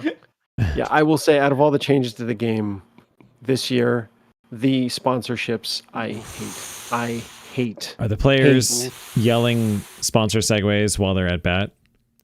I mean, They're like, "Hey, Soon. you might want to try Star Insurance." we're gonna get more than one patch soon. You're gonna be like NASCAR drivers. Yeah, they're gonna be like NASCAR drivers. God. But Mark, you know what I'm talking about, though. With the Oh no, absolutely. Red Sox- That's one thing. That's one thing I agree with. Like the Yankees Yeah, the uniforms should 13th stay team. I absolutely just looked it clean. up. 13th team to put on a logo, not in the 20s. 13. All Like right. the Royals need patches, right? And the Brewers need Athletics. patches. And the Athletics need patches. 'Cause Oh, they don't yeah. have any. Nobody They- wants to they sponsor need- the They A's. need a lot of help. nobody. No. All right, That's why they're we need to moving. move on. We need to move on. Domino's Pizza We're losing. We're John. losing John. John's No. internet. John. It's not my internet. Can I ask you guys to pause for 1 second? I want to grab another beer. That's why. That's totally fine. It's all right, Jeff, and we're live. It's fine. Oh, cool. Hey, everybody, I'm grabbing a beer. So All right. Actually, Pete has already set the precedent of leaving during our live broadcast. This is Yeah, the very first live broadcast, I ran away to the bathroom in the middle of it. sweet. So you're good. This is brought to you by Gunner's Daughter Chocolate Stout. Not a sponsor, but Not she a sponsor. But she could be. Maybe that should be our next shirt. Not a sponsor, but But you could be. Yes, I love it. That's my favorite. That is amazing. John, I think your video. Oh, never mind. Your video was frozen for a little bit. I Something's want going on. the That Is a Truth Fact shirt if we do shirts again. That is a true fact. And Yes. I want it to literally be the face. That is a true That fact. face. I want it to be that face. It's on a t-shirt. Also, Baby Watch shirts. Baby watch. Are I want emojis both of public them. domain to print them? I don't There's- know. You could just do one. I'm sure specific companies that have their own spin on them, those might be copyrighted, but there's got to be like a national archive of generic emojis, I'm sure there are. right? Yeah, there are free stock images you Okay. can find, and emojis in particular. Yeah. But most All of right, the time, you do who's have got to a next buy- topic? Pete does. Pete always does when we can't decide. Sorry, I'll do one from the I soundboard. don't Ready? have one right now. Hey, baby. Do you want a next topic? Love that one. Did everyone know that the Hall of Fame game is going on as we speak? That's Is it right. now? The New York Jets are facing off against the Cleveland Browns. But I want to talk about someone who's on one of their teams. Also, is John's favorite human being. So let's do a recap of Aaron Rodgers' summer, shall we? Now, he was introduced with a clean beard and short hair, and he has also been seen around New York at public venues, including Knicks games and Taylor Swift concert. He attended OTAs for the first time in years and has really enjoyed getting to know his teammates. But finally, he just agreed to cutting $35 million from his salary so that the Jets could pursue some free agents. Rodgers apparently likes his time in New York so much that he sees himself playing for, quote, a few more years, end quote. So everyone, mainly John, what are our thoughts on Aaron Rodgers' recent behavior with the Jets? I think that it's probably like Aaron Rodgers has been the biggest fish in a reasonably small pond for many years, right? That's the nicest thing you've ever said about him. It's nice. You're being very political Very right civil, now in Ray. your Very answer, and I civil. want you to be unfiltered. And I think that he realizes that he fits in New York sports market. I mean, everybody wants, especially if you're a big name, you want to play in New York, even if it's for the Jets. Like, who gives a shit, right? Until it doesn't work. Well, I mean, the thing is, he's old. And sure, he's shaved, and sure, he's still Aaron Rodgers. But he's old, and you can't be a pocket passer anymore. And so what the fuck is he going to do when big angry men want to hurt him and the Jets' offensive line, who is not that good, can't stop them? Line's not that good. Can't stop them. I mean, after the third defensive tackle creams him, or the fifth or the 10th, I mean, like, what is old-ass Aaron Rodgers going to do about that? Is he going to still just, like, throw darts to mediocre receivers? I just don't think it's going to work out. It may work for the beginning of the season, but it's not going to last. He's going to wear To be fair, down. He doesn't have mediocre receivers, too. He's got good receivers. ones. Garrett Wilson. Well, Garrett Wilson is hurt right now, but I'm sure he'll be fine by week 1. And then they still. When does anyone know when the running back comes back? What's his name? Brees Hall. Nobody Brees cares Hall, about yeah. running backs anymore, Mark. But Brees Hall he's a good pass catching. He's back. a rookie, so of course they care about rookie running backs. Well, he's That's second true. year because he got injured his rookie year. oh, sorry, ACL, rookie right? Contract, So that's what I meant. I mean, it could be anywhere from week 1 or 2 to week 9. It's hard to tell with those kind of injuries, especially for a running back. Oh my God, he brought Randall Cobb with him. He did. He did. brought Randall Yes, of Cobb. course he did. Oh, you didn't see that, John? And Alan Fuck off, Aaron Lazard. Rodgers. Shut the fuck Yep, up. Alan Lazard. He was trying to get Kumaro, get the whole gang back together. he wanted, And then his best like friend all the OBJ, backers. he wanted his best friend OBJ, Of which course. apparently they're friends, but he didn't get OBJ. No. Yeah, John, I want to push back on something you said. Aaron Rodgers, yes, he's older, but he's, if I remember right, he's one of the quickest to pass, right? He's at a quick release. Yeah. Yeah, he's got a very really quick release. I like talking just shit saying about Aaron Rodgers, but he's a Hall of Famer. Obviously, Oh, he's yeah. very good at football. Sure. He's Fire. got some tools, and he was actually fairly quick. He was not Tom Brady who did the sidestep. Like, he actually could move a bit. He is a pocket passer, but he's. Yeah. I just want to push back a little bit. Yes, he's 39. He probably can't do what he did before. That said, I don't know, man. It's still the Jets. I think he's going to be running for his life because of that offensive line, though. Like, they did not really solve that problem from last year. I mean, that's one reason why Zach Wilson kind of sucked, because he had zero time to throw. And then Mike White. But also because he's a garbage human being as well. Yeah, Mike White got in, and then Bill's Matt Milano literally almost killed him, broke his ribs, and a completely clean tackle, but there was no one guarding him. He literally sprinted at poor Mike White and destroyed his rib cage. I mean, when 265-pound men who were made of muscle can also run a 4.40 and they want to kill you. That's scary. Without anyone slowing them come down. on. Come on. He had a beeline straight to him. Nobody there. That's like a small truck hitting you, and it is every single time. I will say though, Aaron Rodgers has favor with the refs, and one of the games this could be the summary of the Jets season. There was a game, I don't remember who Green Bay was playing last season, but Aaron Rodgers was talking to the referees multiple times, saying something's up. Watch these guys; they're pulling some shit, and the refs look at him. Okay, you kind of see all this banter going on in between plays, and sure enough, the next play, Rodgers gets sacked, and the whole time Rodgers is going down, it seemed like it was in slow motion, and he's just he's looking at the ref going, To be fair, as he's getting to sacked, be he's fair, like, Aaron Rodgers "See?" is not the only quarterback that does that, though. But it was, was the gonna look say. was so good. It was hilarious. Like I've never seen that. It was almost comical. Well, I don't know. I'll just say that Aaron Rodgers, outside of that, he's doing all the right things. He's on doing a all the new right team. things. He's on a new team. He's cleaned up his act a bit. He's going to OTAs. He's learning the playbook. He seems like he's I got hear you, passion John. I again. know you don't. I've heard your comments on Aaron Rodgers before, and to be clear, I no love lost here. I mean, for But the guy will that it did work? Ooh, I don't know. First of all, it's the all Jets. this Of course Super it won't Bowl, work. all this Super Bowl talk about the Jets. It's like, all right, pump the brakes here, okay? Because we still have a crappy offensive line. We have a head coach that hasn't really done anything. An Yeah. incredibly good AFC. An incredibly good Yeah. AFC East. You saw the Dolphins and Bills there. Well, And just Pa- AFC in general. Yeah, and you got the The Bengals and the AFC Chiefs. is all of the best teams and in football. the right Patriots now. have a They're real in the offensive AFC. coordinator again, so they could be relevant. Sorry, I had to throw that one in there. Joe Burrow's hurt. He'll be Saw that. fine. Yeah, Joe Burrow's Fuck my hurt. life. He'll be Joe fine. Burrow's hurt. I bet he plays week 1.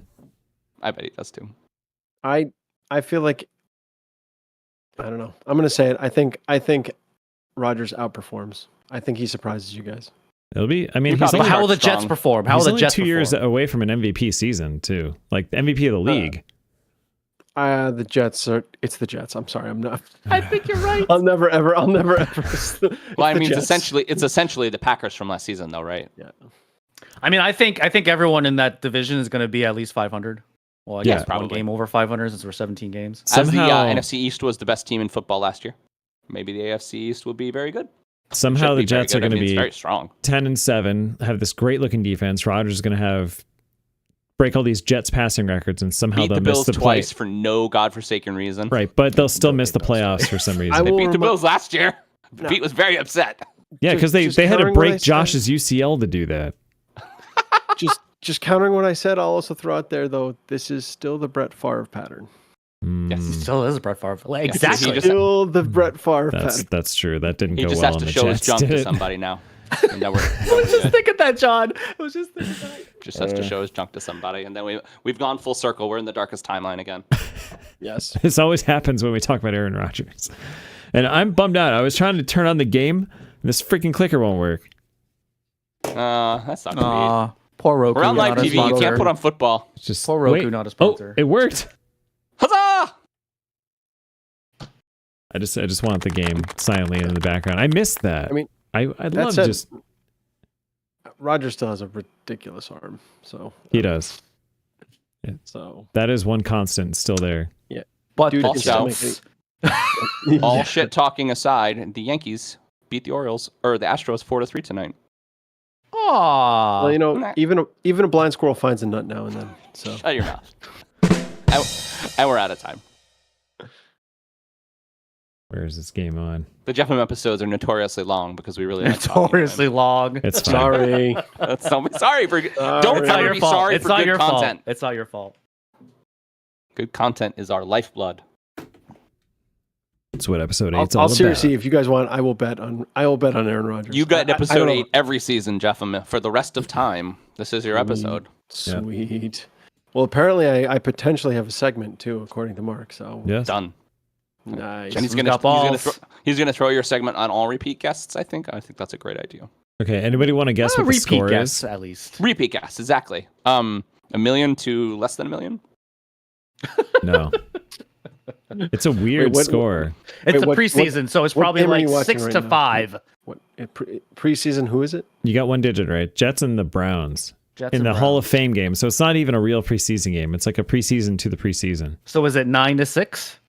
The 6 part is right, but it's actually 16. Hey guys, we're To only on question 14. 6. We should All right, kind of next you one. know, Yeah, sorry. do more show. I'm just Let's do more show. I'm excited that Because we're football here. is happening again. I'm excited for football too. I scheduled our fantasy football draft this week. Jeffem was confused it was on a Monday. It's Memorial Day. Who gives a shit? Labor Day. Labor Day. It's whatever the day only that day we is can in do it. September. Well, So I'm about to not be working, so days aren't going to really matter anyway. So we'll see. Nice. Nice. Nobody needs work. Extemporaneous. Somebody give me a next topic before I revolt. It's the next Give me a topic. next topic. Oh, All right, Whoa, one at a time. that can't happen. Sorry. I mean, I can pull them both separately. You could. Oh, that's fine. We'll defer to Jeff, and He's not going to do it again. It's all right. It's already done. All right, so we talked about it. In our continued coverage of running back gate, a new top-tier running back is fighting for a contract he believes he's worth. Even after an abysmal 22-23 season that I talked about a lot, Colts running back Jonathan Taylor has requested a trade, while Colts owner Jim Irsay says he has no intentions of doing so, going on to state that it's a privilege to be in the NVL and the NFL, and we're not trading Jonathan. End of discussion. He also went on a diatribe about if he dies tomorrow, Jonathan Taylor's done in the league, and I don't know what that was about. So the Colts proceeded to put Taylor on NFI, non-football injury with a back injury that Taylor has denied on his social media. And so the whole thing is confusing, but it seems that Taylor's time with the Colts is ending. And so where do we see Jonathan Taylor landing? And does he come back to form, possibly on a better team with a better offense?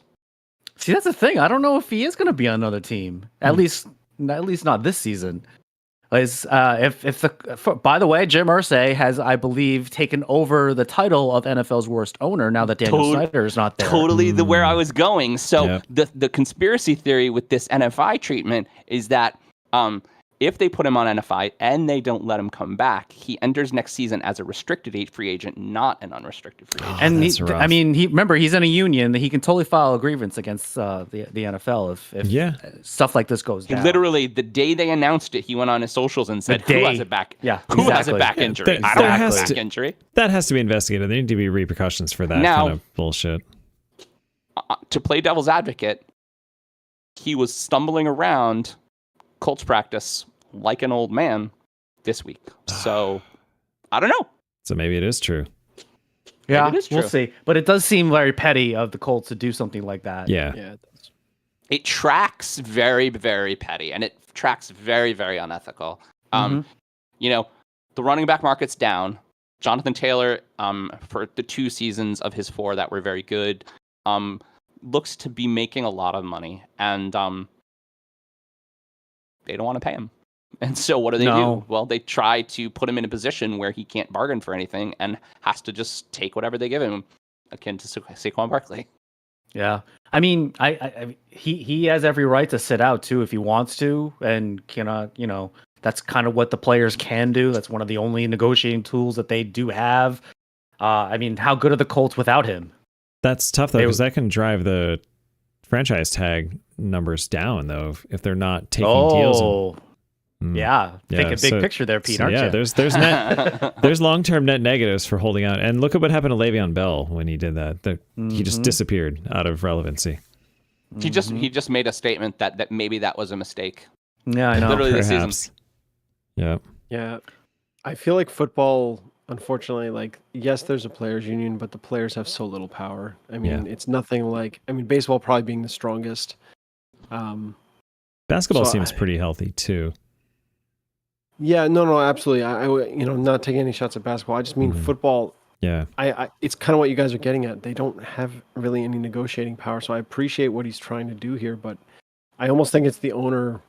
Sadly, I agree there should be an investigation, but it feels like the owner just flexing his power, just showing I'm a rich white man. Yeah, it's a billionaire's club. That's all it is. Yeah, and that's terrible. I'm not saying it's right, but it's the reality of the NFL today, and I don't know what's going to change that. I really don't, because Taylor unfortunately put himself in a very bad position by having a very bad year. Mm-hmm. Yeah. On his rookie contract too. So he hasn't shown a full picture of performance, and unfortunately, we're talking about players being commodities. In a commodities market, if you're not showing value, then you maybe are going to get traded lower. Yeah. Yeah, especially at running back, you need to be the best to get that payment. I mean, and you guys have called it out so many times here, so I listen to your show, so I just share that with you guys. Nice. We appreciate you, Jeff. We're flattered. No problem.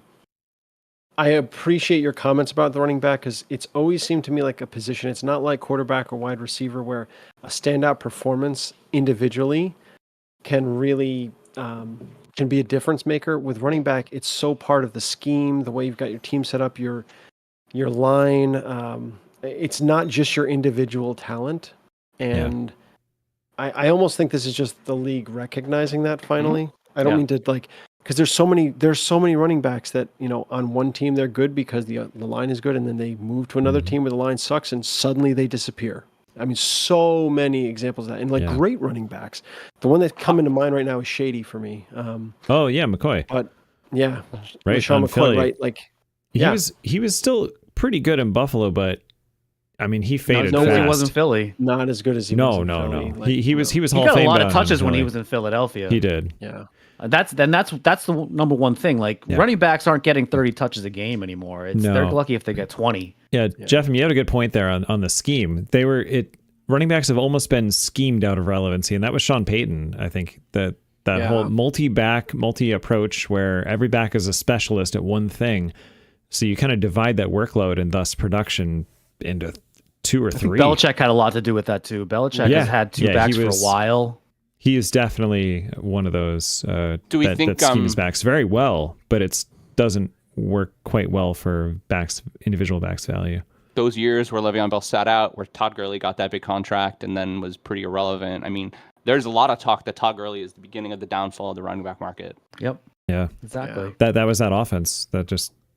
Well, when was the last running back who got a big contract Zeke. and it was successful? Zeke. No, and not successful. And it was successful. That's the key, right? Like, Not It's Zeke. been a while. Zeke got the last big Adrian- contract. Adrian as the kids Peterson? say, it's been a minute. Adrian Peterson, like over 10 years ago? yeah. Was that it? I mean, I think so. I mean, Like, Derrick Henry's getting paid. But he's Okay. Derrick Henry. I could see Henry getting a big contract and still being Derrick Henry because he just knocks I think everybody this over. is the last. I think he's still in his rookie deal, though. He might be. I want to say he's still in Henry's his young. rookie deal, but this is like the last year of his Yeah. rookie deal.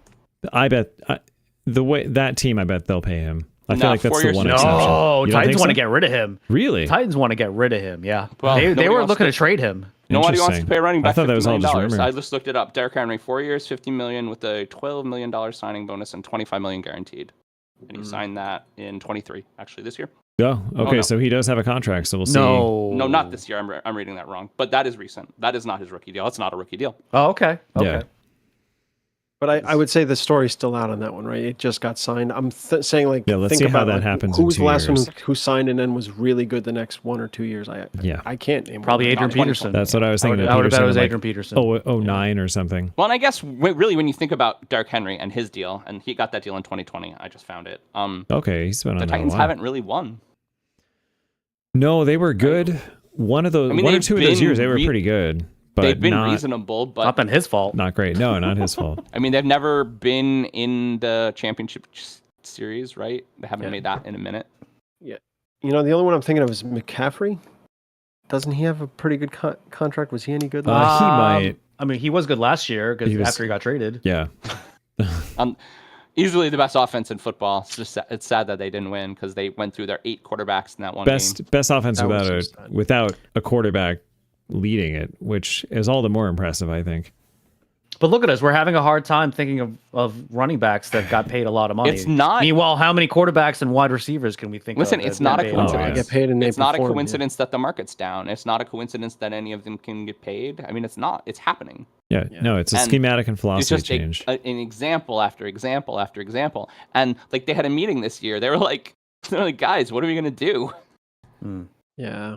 But it's also, I mean, most running backs are spent by the time they're in the late 20s. Yeah. Right? And it Well, makes they sense. get hit a lot. Yeah. They They're get hit a getting lot. hit so much, their bodies are just shot. I mean, maybe Frank Gore is the only one I can think of who like played well in his Frank 30s. Gore. Yeah, but that's He's a only monster, Frank Gore. He just Yeah. retired finally last year, I think. right. But he was just pretty good for a long time. He was. Yeah. I don't think he was ever great.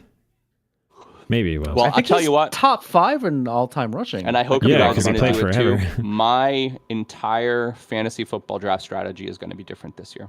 The whole thing. all kickers. All kickers. That's what I was gonna do. Oh, you stole my idea. Damn it. No, but I John mean, figured out really the though, strategy. it used to be running back, and then wide receiver, quarterback, and now it's Oh, gonna be yeah, quarterback. yeah. It's going to It's be not wide that receiver, anymore. It's going to be wide receiver, wide receiver. Running Ooh, back's you're probably going- gonna get drafted till like round 6 now. So I've usually Although- alternated. I've gone wide receiver, running They back. still get touchdowns. I've Although- never done wide first this season in all my Although- leagues. Although now that I say that, my whole team was saved last year by Saquon Barkley, and I came in Well, 3rd or 4th. Like, I mean, nobody Yes. expected that to happen, but it did. Well, so and also, kudos to you. right? Saquon Barkley, after I drafted him 2 seasons ago, and he was the weight that held my team down. I mean, a total bounce back year. When he's healthy, he's pretty dependable. I mean, fourth running back in football last year. Yeah.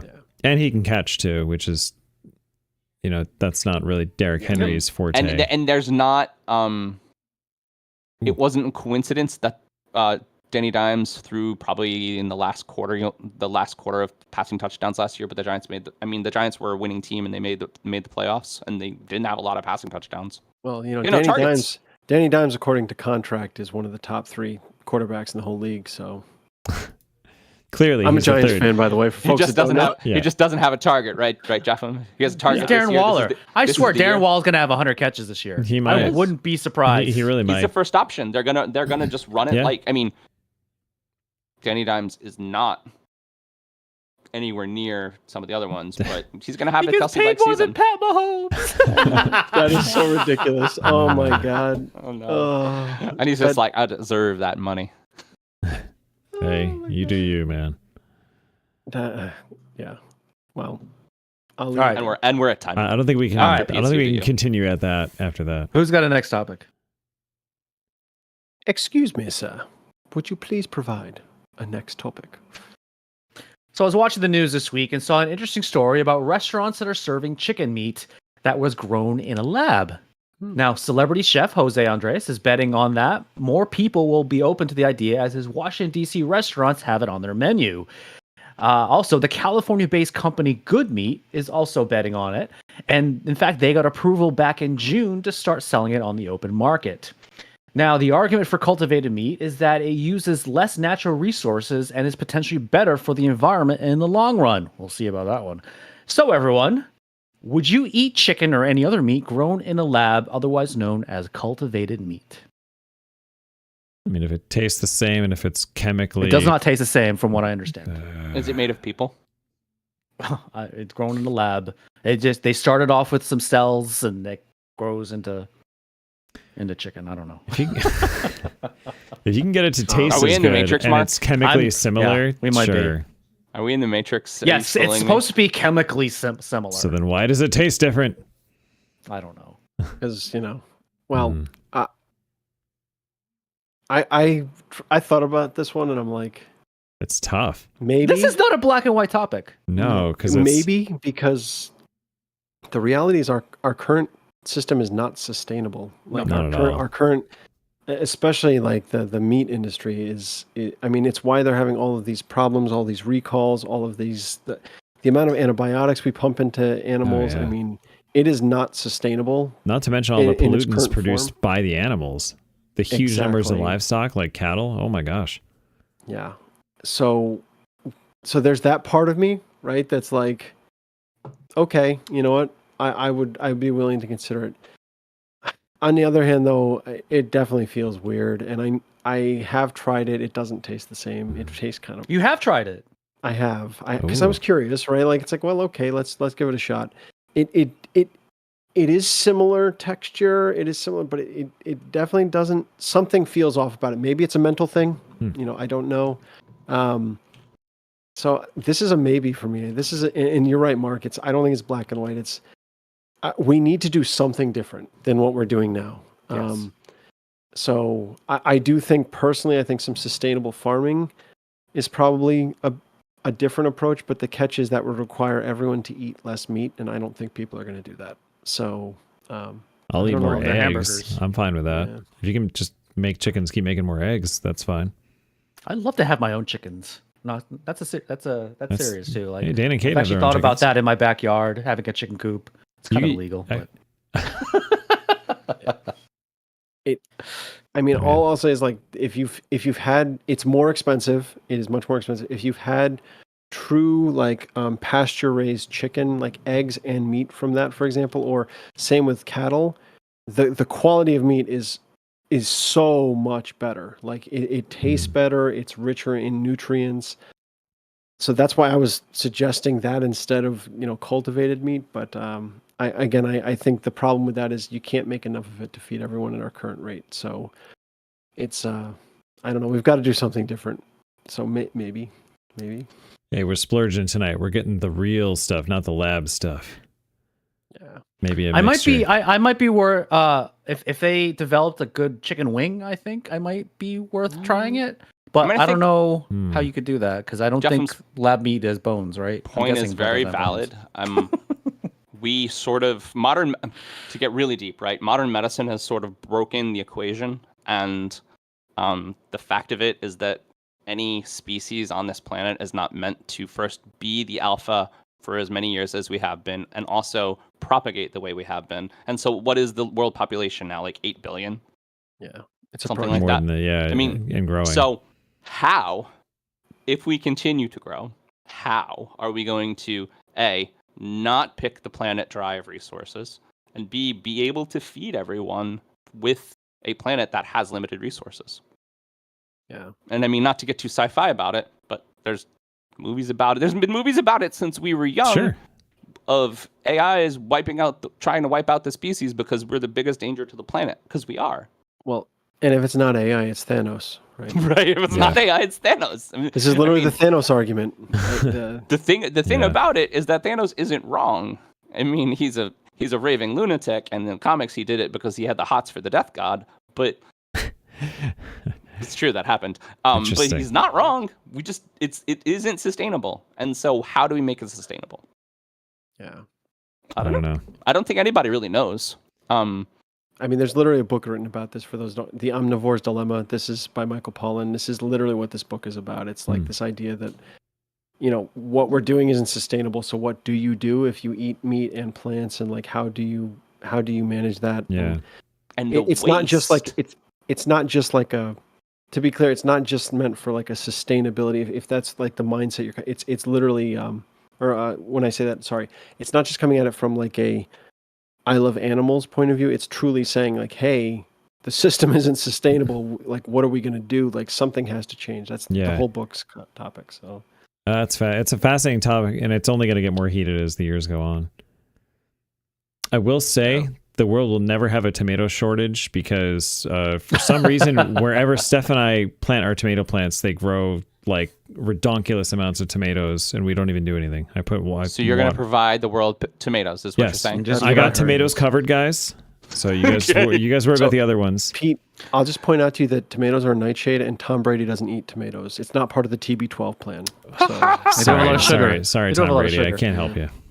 Jeffin, do you remember where you had the cultivated meat? God, no. It was just prior. Was it in the city? It was in the city. Okay. Amazing. I was out with some colleagues at like a work thing, and this was when I was working at Etsy, so this would have been 2019, it would have been pre-pandemic, so 2019. Okay. I can see the restaurant, but I don't remember the name of it. But yeah, it was one of those things. I was out with a bunch of people. I was like, all right, the company's paying for it. I'll give it a shot. So, yeah. All right, we're at time, guys. It's good though. I like that topic. Time. All right. Makes you think. Well, we're gonna go back to not thinking. Do you guys want to do a next topic? Listen, man. You got a next topic, man? I got money if you got a next topic. Jefim, you're on it tonight. Love it. On the ball. Oh, you got to save that one. I save all the good ones. So that was amazing. And so we sort of touched on it, but Jeff and I's favorite topic, with Secret Invasion now in the books and Loki season 2, as well as the Marvels coming up this fall, the MCU has failed to gain any traction. Secret Invasion was just okay. While being generally panned as a failure, it also introduced some major canon changes and reveals that the internet at large is very unhappy with. Worse than that, though, the finale is holding a 7% score on Rotten Tomatoes, which is the lowest of any MCU project ever. So did anybody watch Secret Invasion? That's my first question. And because I really need to talk about the final scene bombshell with someone. I certainly don't care if the projects aren't critically acclaimed, but the world is starting to. So are we in the final days of the MCU? No. I did watch Secret Invasion, John. I also watched the finale of Secret Invasion. Well, Pete's not going to watch it, so let's talk about it. Spoiler alert, everyone. We're going to talk about the end of Secret Invasion. If you don't want to listen, go get a coffee. Oh, this is a real spoiler alert. Real spoiler alert. Because I have to talk about it. And I talked to Jamie about this when it happened. But if Rhodey can't walk, then Skrull Rhodey was in Endgame and Infinity War. Skrull Rhodey cried when Tony died, and it just totally takes away all the clarity of that character. It just ruins the whole thing. Poof, done, ruined. I mean, why do that? Yeah. I mean, it's a great reveal, and I said, oh shit, I know what that means, but why? I think Secret Invasion was crap. It was crap. It wasn't very good. And I think Marvel should just pretend like it didn't happen. I don't say that usually. Like, I love Marvel. I'm like John, as these guys know. I've watched every one of their shows, every movie. And I was excited about Secret Invasion, right? This was their worst, without a doubt. This was the whole thing was terrible. Like, it was poorly But you're written. still gonna watch, right? That's why Marvel can't stop. Well, I can't stop. I'm gonna miss one. I mean, I personally liked Secret Invasion up until the final. Like, they're like the depth of Nick Fury's character I was getting into. Like, all right, Nick Fury is a human being, but the last episode, I was like, well, is this really how we're ending this right now? So you're telling me the false drama of him being super sad, though they've never talked about him being super depressed for all the things that happened to him. Yep. The false drama of They him could have being gone more super with that. They could have done more. super depressed and just going to space for 5 years, just like left up, peace out, motherfuckers, I'm out. I know. And not just to like save the world or do anything that they let on to. Set Oh, his he's in own- Saber, with something his own cool's personal happening. stuff. Just sad. Huh. He's just sad about shit. So not he only has not even Samuel Jackson could save this, is what you're saying. No. And then the obvious canon build for Emilia Clarke. Just the obvious being like, okay, she's the most powerful character in the whole universe now. But I feel like that's every time there's a new character. This is now the most powerful character. No, but Pete, if Well, we they were wanted doing, to do this with Amelia Pete, Clarke. if we're doing Wow. power ratings I for do love characters, me like some Amelia Clarke. So have you heard about Super Skrulls from your comic reads? Not too much, honestly. Okay. Well, Super Skrull is essentially a Skrull that can mimic a hero, right? And so there was a whole line of Super Skrulls. And so Emilia Clarke Skrull has all the powers, all of them, every single one of them, All She of has them. all the powers. all the of them. powers, Okay. including Captain Marvel, who is probably number 2 right now in the MCU. For like raw I don't power, think yeah. she has Wanda though. Jamie pointed out I did not see Wanda in that I list. didn't- Ooh, Oh, that's a okay. good one. Well, Wanda didn't shed blood. Well, but they see that's not true because they said every single Avenger shed blood. So technically, she's going to have that. And she power was on too. the battlefield. Well, she It was- kicked Thanos' ass, but she wasn't on the list. God, I cannot. Like they like killed her in like episode 4, and Jamie was like, I kind of liked her. I'm like, she's not dead. She is too famous to be dead. Yeah, it's They let you Amelia think that Clarke. for 3 seconds. 3 seconds. They were like, she's not dead, you Okay. guys. Sorry about that. I'm going to go on a rant about this if it's okay, for a minute. Do it. Do it. Listen, I have not seen Marvel squander such a great premise with such a great villain. They built him up They did. so well. They did. That was And another reason why I was so disappointed in the finale. And to have him end like that, but rewinding even that, like great villain, which is normally a great formula, right? Fantastic set of actors. Like you had probably the best set of actors Marvel Yes. had in a I series. mean, yeah, Yes. just those two names blow alone. all of that with poor writing throughout the series, poor execution, and then that final episode. This was hands down the worst MCU. And John, to just answer you, I don't know how you recover from this. This was really bad. Like They just need to write it off like Iron Man 3. Like Jesus, Samuel L. Jackson, Ben Mendelsohn, Emilia Clarke, like Jesus Christ, like And you the Right. number of Mendelsohn That's an episode all-star 4. cast. I know. Oh, like, and the Rhodey reveal was the lamest, dumbest, cheapest move I think you could have possibly done. Like it, Cheap is a good word for it. yeah, like that was truly like F you Marvel. That's how I felt when they did it. I was like, no, not okay, not cool. Like this is junk. Like you, like come up with a better idea. Like I was so angry at this series. I literally watched the last episode and I couldn't believe how bad it was. I was like, Wow. did they really just do this? Like, Was is this really what just happened? So when Was she this- caught when she caught the super punch, that was cool. Okay, that was cool, but Was this X-Men Last Stand bad? Yes, it was X-Men Yes. Last Stand bad. That's honestly, so bad. I'm They gonna just say kept killing characters that you really liked for no reason. Yeah, well, that was like, hey, we're gonna kill Cyclops because Cyclops wanted to do some other movie or something. In 4 minutes. But Yeah. Pete, imagine you build up a an antagonist, the entire 6-episode series, Sure. and you do a great job. You give him a great backstory. You give him great motivation. Believable hatred. You give it a totally believable hatred. You give him a fantastic power set.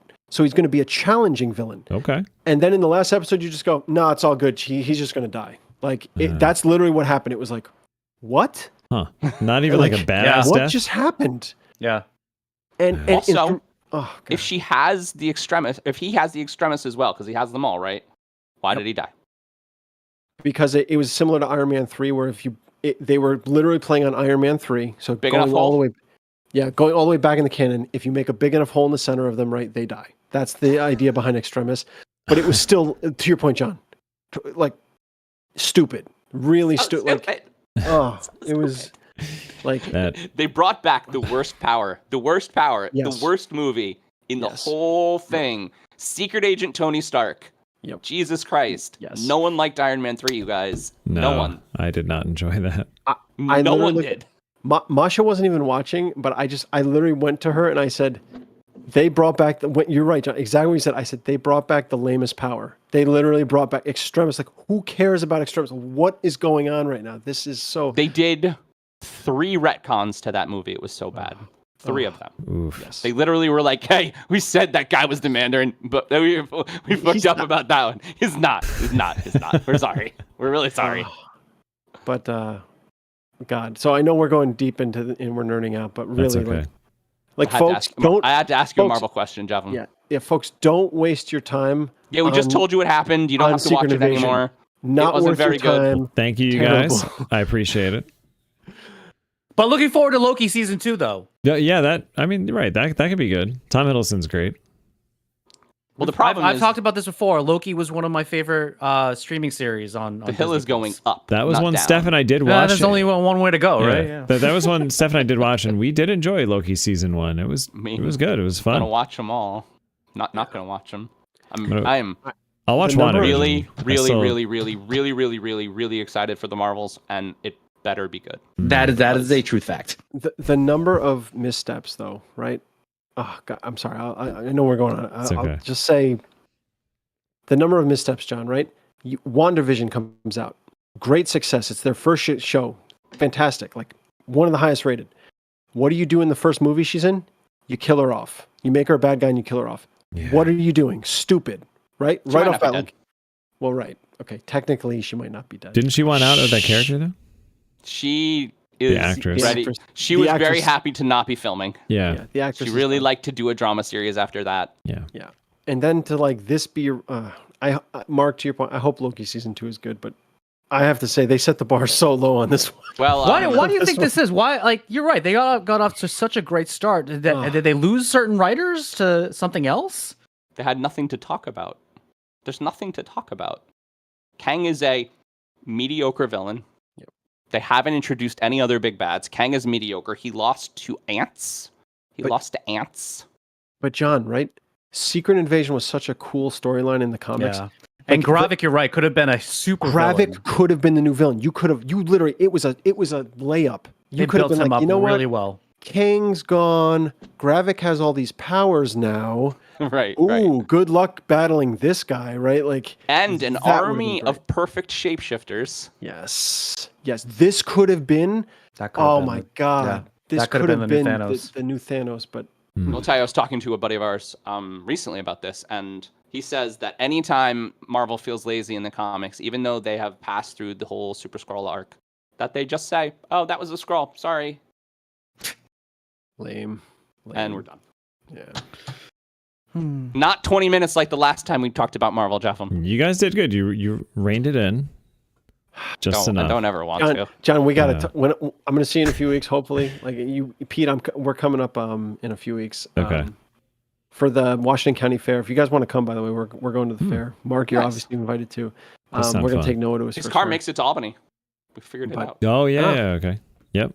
But where I was going with it is, we got to talk more about this. We got to cause this. I was so upset by Secret Invasion.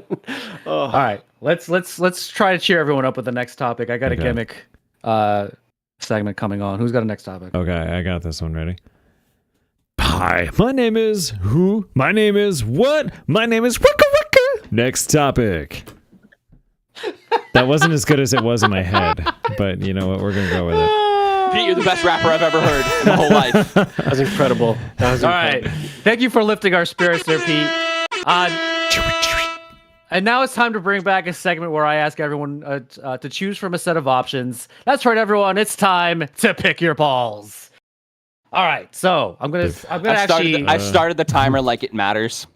Well, no, this will matter because we're only going to do 5 minutes. I don't have 10 topics, so I don't think we're going to actually make it to the 5 minutes. But we're going to stick to 5 minutes. All right, first question. So what will Shohei Ohtani's team be next year? The Angels, Mets, Yankees, or someone else? Someone else. I play the field. I don't think the Yankees or the Mets are good enough for Shohei. They have the money, so maybe if that's what he's looking for. But I don't think so. Jefim? I think it's the Mets or Angels. I think Shohei, the Mets have Senga. They're friends. I was reading about it. There's a great, as we know, New York has a great Japanese population, very popular there. Like I actually think either one. Yep. I'm actually leaning towards the Mets after our discussion this episode. All right. Next question. Is it fair or foul for Sean Payton to call out Nathaniel Hackett and the crappy job he did in Denver? Fair. That was really bad. I mean, he did a bad job, but yeah. I mean, he didn't even last one full season. When Aaron Rodgers talks to you about your manners, I mean, yeah. Okay. Come on, bro. And but again, did something wrong. Let's be real. Nathaniel Hackett did not last one full season. I mean, how many other NFL coaches that were probably worse than Nathaniel Hackett lasted at least into the second season? The only reason Nathaniel Hackett is known as even being halfway decent as an offensive coordinator is because he got to play with Aaron Rodgers. I'm putting that out there. He gets to play that game again. That's my hot take. Well, I think that Nathaniel Hackett wasn't ready for Russ, and Sean Payton could be ready for Russ, but who knows? I don't think Nathaniel Hackett was ready to coach. Yeah. No. He was just so overwhelmed. I'm not doing that. And then he lost Javonte in 2 games. He lost Javonte 4 games, which hurts that whole scheme. Yeah. I mean, this is a deep cut and it's still sour, but some longtime Buffalo sports fans will know this. I'm going to run CJ Spiller till he pukes. Just still waiting for that to happen. It's been 10 years. Yeah. Nice call, Pete.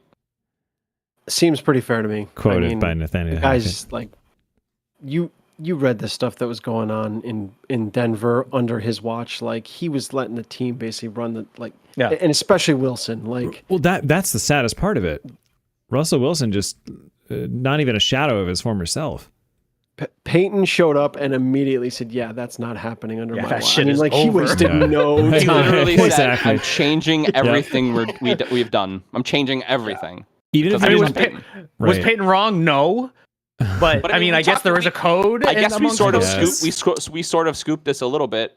We knew Sean Payton would go somewhere, and you called, Mark, that he was going to go and try to fix Russ, which he's done before, right?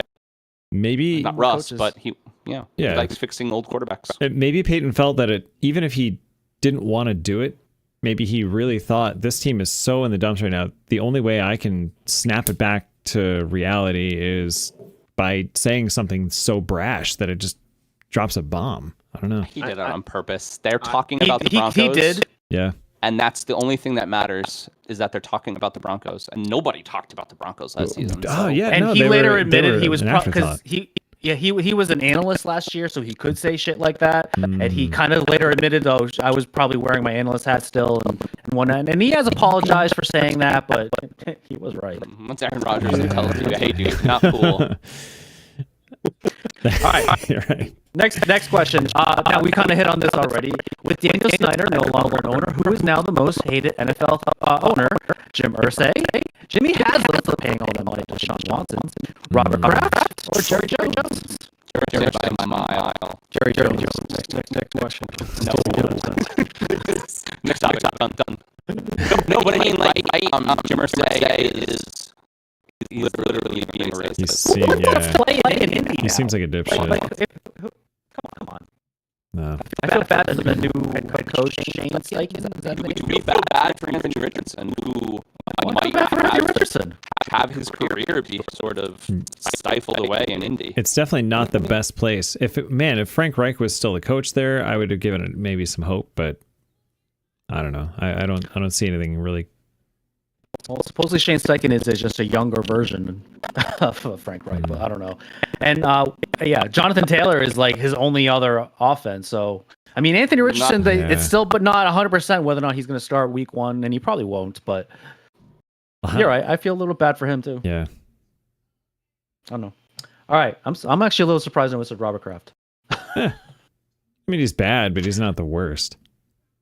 All right, Pete, you're gonna love this next one. Who is more valuable to their team amongst the Diggs family, Stefan or Trayvon? Ooh, I think right now, Stefan. Just The Diggs family. I know. I mean, Trayvon. So this Trayvon did just get a huge contract, right? That's why this question he is comes up. very he signed valuable. a 5-year, $104 million contract. So this is actually That is a true fact. right. This is an interesting thing. What I found out is that, oddly enough, while we've been talking about running backs now for a couple episodes and how their salaries are like the least growing of the league, the second worst is actually cornerback, which I find very. I had no idea. They really haven't. Why do you think that is? I don't know, to be honest. It's for the same reason. It could be right. It's Because more zone cornerbacks coverage. tend to and- go downhill a lot quicker too. Yeah, while I pointed out Sean Payton as the beginning of the schemed running back into irrelevancy, it could be Seattle's Legion of Boom that did the same thing to cornerbacks. Cover 3, their entire defense all the time, and now you have all these zone coverages. Buffalo is very zone coverage. They may change now with Sean McDermott calling plays, but that's a very popular scheme, though. By the way, I heard Alvin Kamara might only be suspended for 3 games.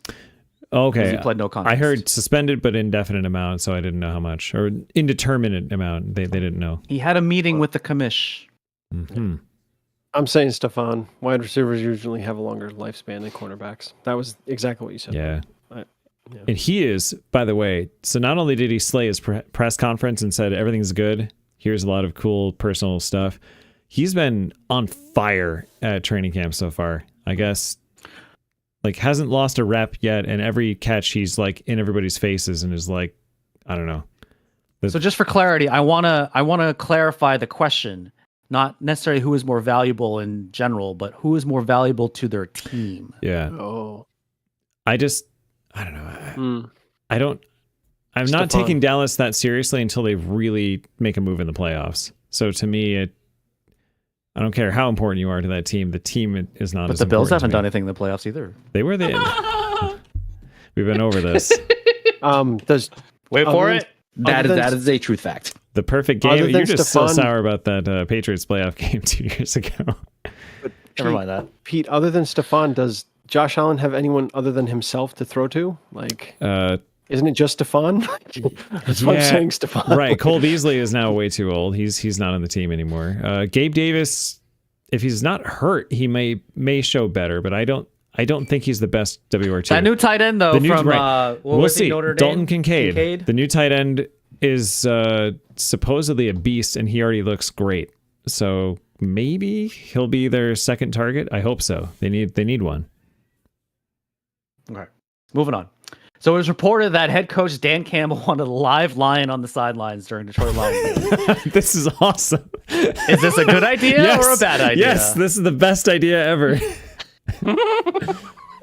I want to see a I real laughed fucking lion so on this field. hard. I laughed so hard when I saw that. It was rejected by the NFL. Oh, come on. It's like the dugout celebrations, though, right? Oh yeah, yeah, same thing. Yeah, Shohei Ohtani puts on a tsunami hat, Right. and Jay Goff will get mauled by a lion. I'm just gonna same say, thing. I'm just gonna say, guys, we're going full 2000 Gladiator now, Yes. right? Like, this sounds amazing. Yeah. The transformation of the NFL into Gladiator is almost complete with this move.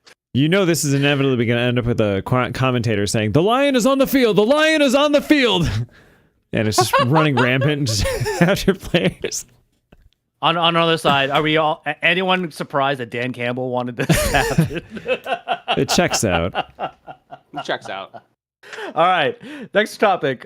Who will win more games after the trade deadline? The Mets, the Yankees, or the Red Sox? Can I pick none of them? No, you have it's a choice of one or of the three. You must choose one. I'm not saying they're gonna win a lot. I'm just saying of the three, who's gonna win the I think most? that Who will lose the the least? Yankees will, because even though they're all Really? terrible, I think the Yankees are probably the best team. of Homer. them. Also, I have to say the Yankees because Yeah, You said Mets, Yankees, or Red Sox, Mark? Yes. Oh, Red Sox. 100%. okay. that's probably a more logical answer. I'll just say though, I truly think the trades broke the Mets spirit. If you read the players, how sad they are. Oh, about what absolutely. happened. Like, I don't think it's not going to be the Mets and the Yankees. I'm sorry, John suck. Yeah, I mean they do. It's going to be the Red Sox. Clearly, the answer is not the Mets. The Mets might lose as many games as the Royals and the A's. Like after Oh the trade deadline. no, Yeah. sad Oof. panda. Hey, who wants to see a Mets game next month? They just lost, guys. They just lost to the Royals. They I just bet we lost can series sit. to the I Royals. bet we can sit. Oh, sad no. panda. I Like, bet we I'm can trying sit to in say, the dugout. like the Mets are in bad shape right now. It's I bet not we can sit in good. the dugout if we wanted. We might be able to pitch for them. All right. I got a more serious topic. It was reported that in Manatee Bay in Florida had a water temperature of 101 degrees. Do people care enough about global warming, do we think? No. No. No, this is no question. It's Every and by the way, environmentalist in the whole world says that if we don't stop 5 years ago, that we're fucked. Yeah. Every environmentalist in the whole world says that. And by the way, it's not global warming now. It's global cooking. Let's just Yeah. make sure that's where Yeah. we're at. People can't see what's right in front of their I mean, face. we Right. have to Those go. two. New York State has tried, and the goal is to go carbon neutral by 2040. But really, we have to go carbon negative. We have to start taking it Yes. out of the environment. Yes, we have. And And probably the now. problem, Like 2030 is maybe even too late. and the problem is that we're doing well in a lot of realms, but we're so far behind on transportation. Yes. Like a mile behind where we should be. And even if we completely change transportation in America in 10 years, which we won't, because the total, I think the total share of the new car market that electric is under 5. Correct. It's not a good We're never start. going to change China, and they have more people. Yeah, a lot more. So many more people. And So- India, too. Do they have more cars, though? So what are we going to do? Right? And so we hate our geniuses, even though they're monsters and we should. But they're just like, let's just go to the moon, and maybe that's the answer. Yeah, Elon wants to go to Mars. Power generation Maybe is that's the still answer. so. Power generation is still the biggest pollutant, way more than than cars. That's correct. Microwave solar is a possible technology. What about nuclear? We've had that technology for 50 years. Our Gen 4 reactor just went online. Was that in Ohio? Georgia. Georgia. It was in Georgia. First one in a long time that went online, and it's a Gen 4 reactor, much better, much more efficient. And I mean, you have thorium molten salt reactors that basically are self-checking, so they can't melt down. They just become, not fissile.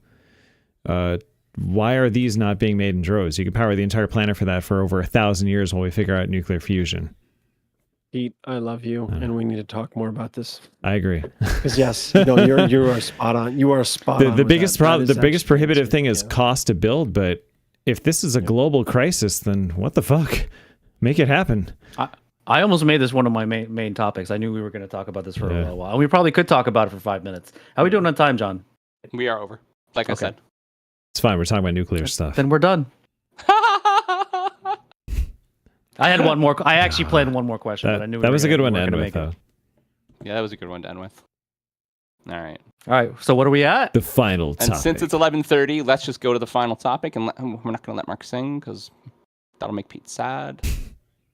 Aw, sad. All right. Final topic. Fight. Excellent. That's my favorite. I like that. Well, it's not, but that's a lie.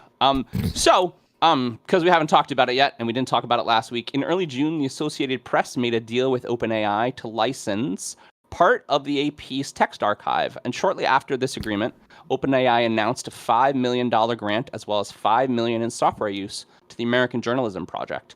At the same time, Google has been reportedly presenting major news organizations a new software for journalists, codenamed Genesis, which is promised to ingest information and generate news content. Whoa. And so, with more news organizations around the world experimenting with the AI solution, what impact will this generative AI have on the news cycle and on journalism in general? And not humanity in general, if that happens. That's This a is tough going to make question. it's going to make a bad problem worse. Yeah. We already have a massive problem with misinformation, with poor journalism, with just crap. People repeating the same, like an AP headline, and then like everyone from Fox News to MSNBC to you name it, the Washington Post, just taking it and running with it. The real problem in journalism is a lack of investigative journalism. That's actually the core problem, and it's expensive. AI is only going to make this worse. This is not good. All generative AI does is take massive amounts of information and compress it down into something that's like, understandable. The other thing that scares me about this, just being straight, is I think it's just going to provide more bullshit. Because seriously, keep in mind the model is only as good as the data it's trained on. And right now the data's crap. So think of all the wild news sources we currently have, right? It's going to take all of that. And now imagine that trying to act as the middleman. Right. Yeah. That is the world we're headed into. This scares the hell out of me. And like, again, it's just exacerbating an existing problem. It's not helping it at all. Well, it's terrifying. Yeah. It's a terrifying problem because most of the world isn't aware enough to ask why or ask if something is real. They're just not aware enough. They just want someone to agree with their opinion, right? Well, they just want something to talk about. And so they're like, they want something interesting to read. And what you said, they want to read something that seems real, that agrees with them. Yes. Yeah. 1984 is one of the best but scariest books I've ever read. And I didn't expect to see it actually happen in my lifetime, but this... There's a lot of We talked about it on the show, but the thing that I'm the most scared about is like, what does this do with the upcoming election? Yeah. What are the rules? I mean, well, we've already seen, and we've talked about this a little bit. Like Jimmy Kimmel was putting out those deep fake videos of Donald Trump. They've definitely some conservatives have done that with Biden as well. So yeah, we talked about that on the show a couple episodes ago. That's what I'm saying. This is the start of more things to come. Something that kind of popped in my head. Do you also think with modern AI, the role of a news anchor might also go away because now you can get like some AI thing to do it? Oh, that's what they're hoping. Yeah. That's literally what they're hoping. I mean, think about it. That's what the whole writer's strike. That's what the whole writer's strike right now is about. I mean, I know it's not journalism. I just mean it's this concept. Yeah. It's, well, the actors especially too, right? Using their likeness and AI paying them once, and then they just infinitely have the right to you. Well, and so the thing, an article that a topic that I almost wrote is there's also a whole discussion now based around background actors, and so SAG members who are not main screen actors don't have lines, and we don't know if there's truth behind it, but there are people reporting that during their previous films as unioned background actors, they were asked to get scanned. Not really told what the scan was for. That's so shitty. And I mean, once you get body scanned, and you're like, here's your little payment for body scan. You are just constantly, you can be used as many, you're just owned. And sure, they're not, they don't even, because it is such a minuscule part of their production value now, they don't even have to ask. They just do it. They're like, oh, these are the 1,000 people that we have scanned that we can put in any order, in any shot we want, in any position. Yep. And for light them on fire. Yeah. And for the writers, forever. Jeff, like you said, AI is just going to write scripts now because that's what they're hoping. Yeah. We know too many content creators, and I feel very sad for all of them. And I offer them my condolences for the stress that this must be causing, because the idea of an AI that never has a bad day, never takes a day off, never has a sick kid, never gets a grammar mistake. But is never actually good. It's like the world is becoming a worse place at their expense, which really sucks. Right, and it's never good, but how many people are you going to convince that matters? I know. Yeah. This is like, I hate to end on a downer here, but I love my negative. John always ends on a downer. This is like this is a huge fear of mine. I mean, it's on top of it all, if you think about the core problem in the news business, right? They transitioned from newspapers where there was a revenue model to the internet where essentially it was free at first, but now they're trying to figure out how to monetize it. They're struggling, and that's why investigative journalism has gone away. And the answer here is, oh, let's just make it cheaper by getting rid of the people who report the news. Essentially, that's what this is talking about, right? That's this whole topic. And it's like, no, that's not the right answer. That's making the problem worse. Again, like it's making the whole revenue problem. Yeah, you're reducing cost, but you're not fixing the core issue. And just, again, when we say AI, generative AI is not, it's not real AI. It's a large language model. It's taking in data that exists already, and it's spitting out a probability matrix of this is the next word you want to hear, right? That's the whole, that's what it does. Thank you for the problem is, so the problem is, right, is garbage in, garbage out. If you don't have good information in, which we don't right now, we already have that problem. Right. You're going to get crap out. So what does the final product look like, right? And like, so OpenAI is figuring out how to monetize. They're figuring out what they have to sell. And so like the data stream is still a conglomeration of information that they chose from 2021 and before. And so what does the final product look like of an AI that is learning from a source of data? Because you can't open the internet up to it. Well, they already have. I mean, but is that what they're going to do? Yeah. Does it just read the internet? Got it. Because if it reads the internet, we're all fucked. That's what it's doing right now, right? That's why it was racist. That is a truth fact. Yeah. That's why they were having all these problems with it initially, right? It's because it's reading the internet and giving bad. Now imagine the tool that did that is now providing you news. That's what we're talking about here. It's like, and people are going to believe it, which is even worse. Yeah. Well, no, I mean, and I was just talking about this with someone, and I mentioned on the show before, but like, imagine an AI, and that AI in a perfect world is smarter and faster and better. But imagine you put that AI in a raptor, and then imagine you give that raptor the ability to make its own decisions because it's right most of the time, right? And then you give it access to the whole data network in the world with pretty advanced facial recognition, and then we just have Minority Report, you guys. Then we just have Minority Report. John, I was going to say no. You were watching Stealth recently, but oh yeah, you have Jamie Foxx. Yeah, that's a good movie. Yeah. But but I mean, how many steps are we away from that? Honestly, it's not. So here's the. I'm actually not that worried about that. Seriously, I'm not, because we can't even have self-driving cars, and flying a plane is a whole nother level. It's a that. whole third dimension. No, but like AI is not that. It's not that advanced yet. We can't. So the deal with deep learning models right now is they can't. I believe it's. Oh my God, someone's going to prove me wrong in the comments here, but I believe it's 4 or 5 decisions it can make. And the issue is, right, when you're driving or you're flying, you're making, literally, human beings are making hundreds of decisions in that moment. So that's why I'm actually not that concerned about that yet. Like we maybe in 10 years. And you're a fan, so you've heard it. We did previously discuss Google's push towards a decision-making AI with fault learning. So that's, I think, the next step too. Yeah, but that's still in its relative infancy compared to this kind of language model stuff. I mean, the DeepMind group beat a Go player, and that's all decision making. I mean, just right, but it's still. I'll go back to it. It's still, again, the issue with the neural nets is they can do about 5 decisions. That's why Elon Musk doesn't have. That is literally why Elon Musk doesn't have self-driving cars yet, guys. Like, it's because it can only make so many decisions before it kind of like, essentially the software, we don't have enough processing power yet to actually go beyond that. You know, this reminds me to lighten this up a little bit. Sorry, finish your thought there.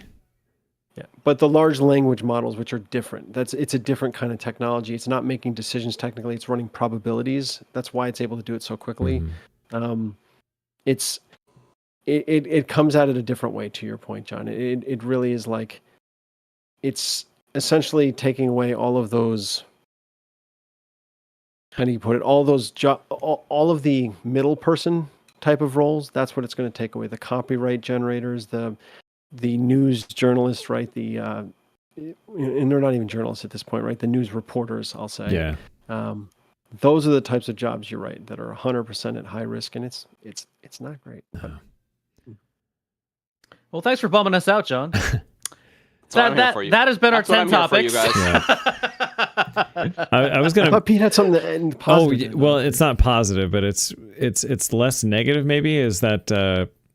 So I just randomly on my phone, a song came up that wasn't a song. It was the former Canadian political protest band Moxie Fruvis, which Jefim also knows, and. Instead of a song, it was just them arguing for 20 minutes over Kasparov versus Deep Blue in like 1997. And so you think about it, that's a while ago, but you know, there are still chess masters that can beat computers. So we're not, it's not a total loss of hope yet. Yes. So Always I'll end in that glimmer of hope. right side of life. Right. That's all we can sing. All right, ready, Pete? Yeah, go ahead. That has been our 10 topics. We would like to thank our guests for joining us this week. Thank you, Jefim. Thanks, Jefim. Absolutely, boys. Anytime. Please subscribe to us on this very YouTube channel or follow and like us on our social at If These Balls Pod on Twitter, Instagram, Facebook, and now Threads. Our website is www.iftheseballscouldtalkpod.com. This is Mark Pesci for my partner, John Companion, producer Pete Steffen. That's what we feel they would say if these balls could talk. Hey, everyone. Good night, all. Bye. Oh, you did it again! If these balls could talk,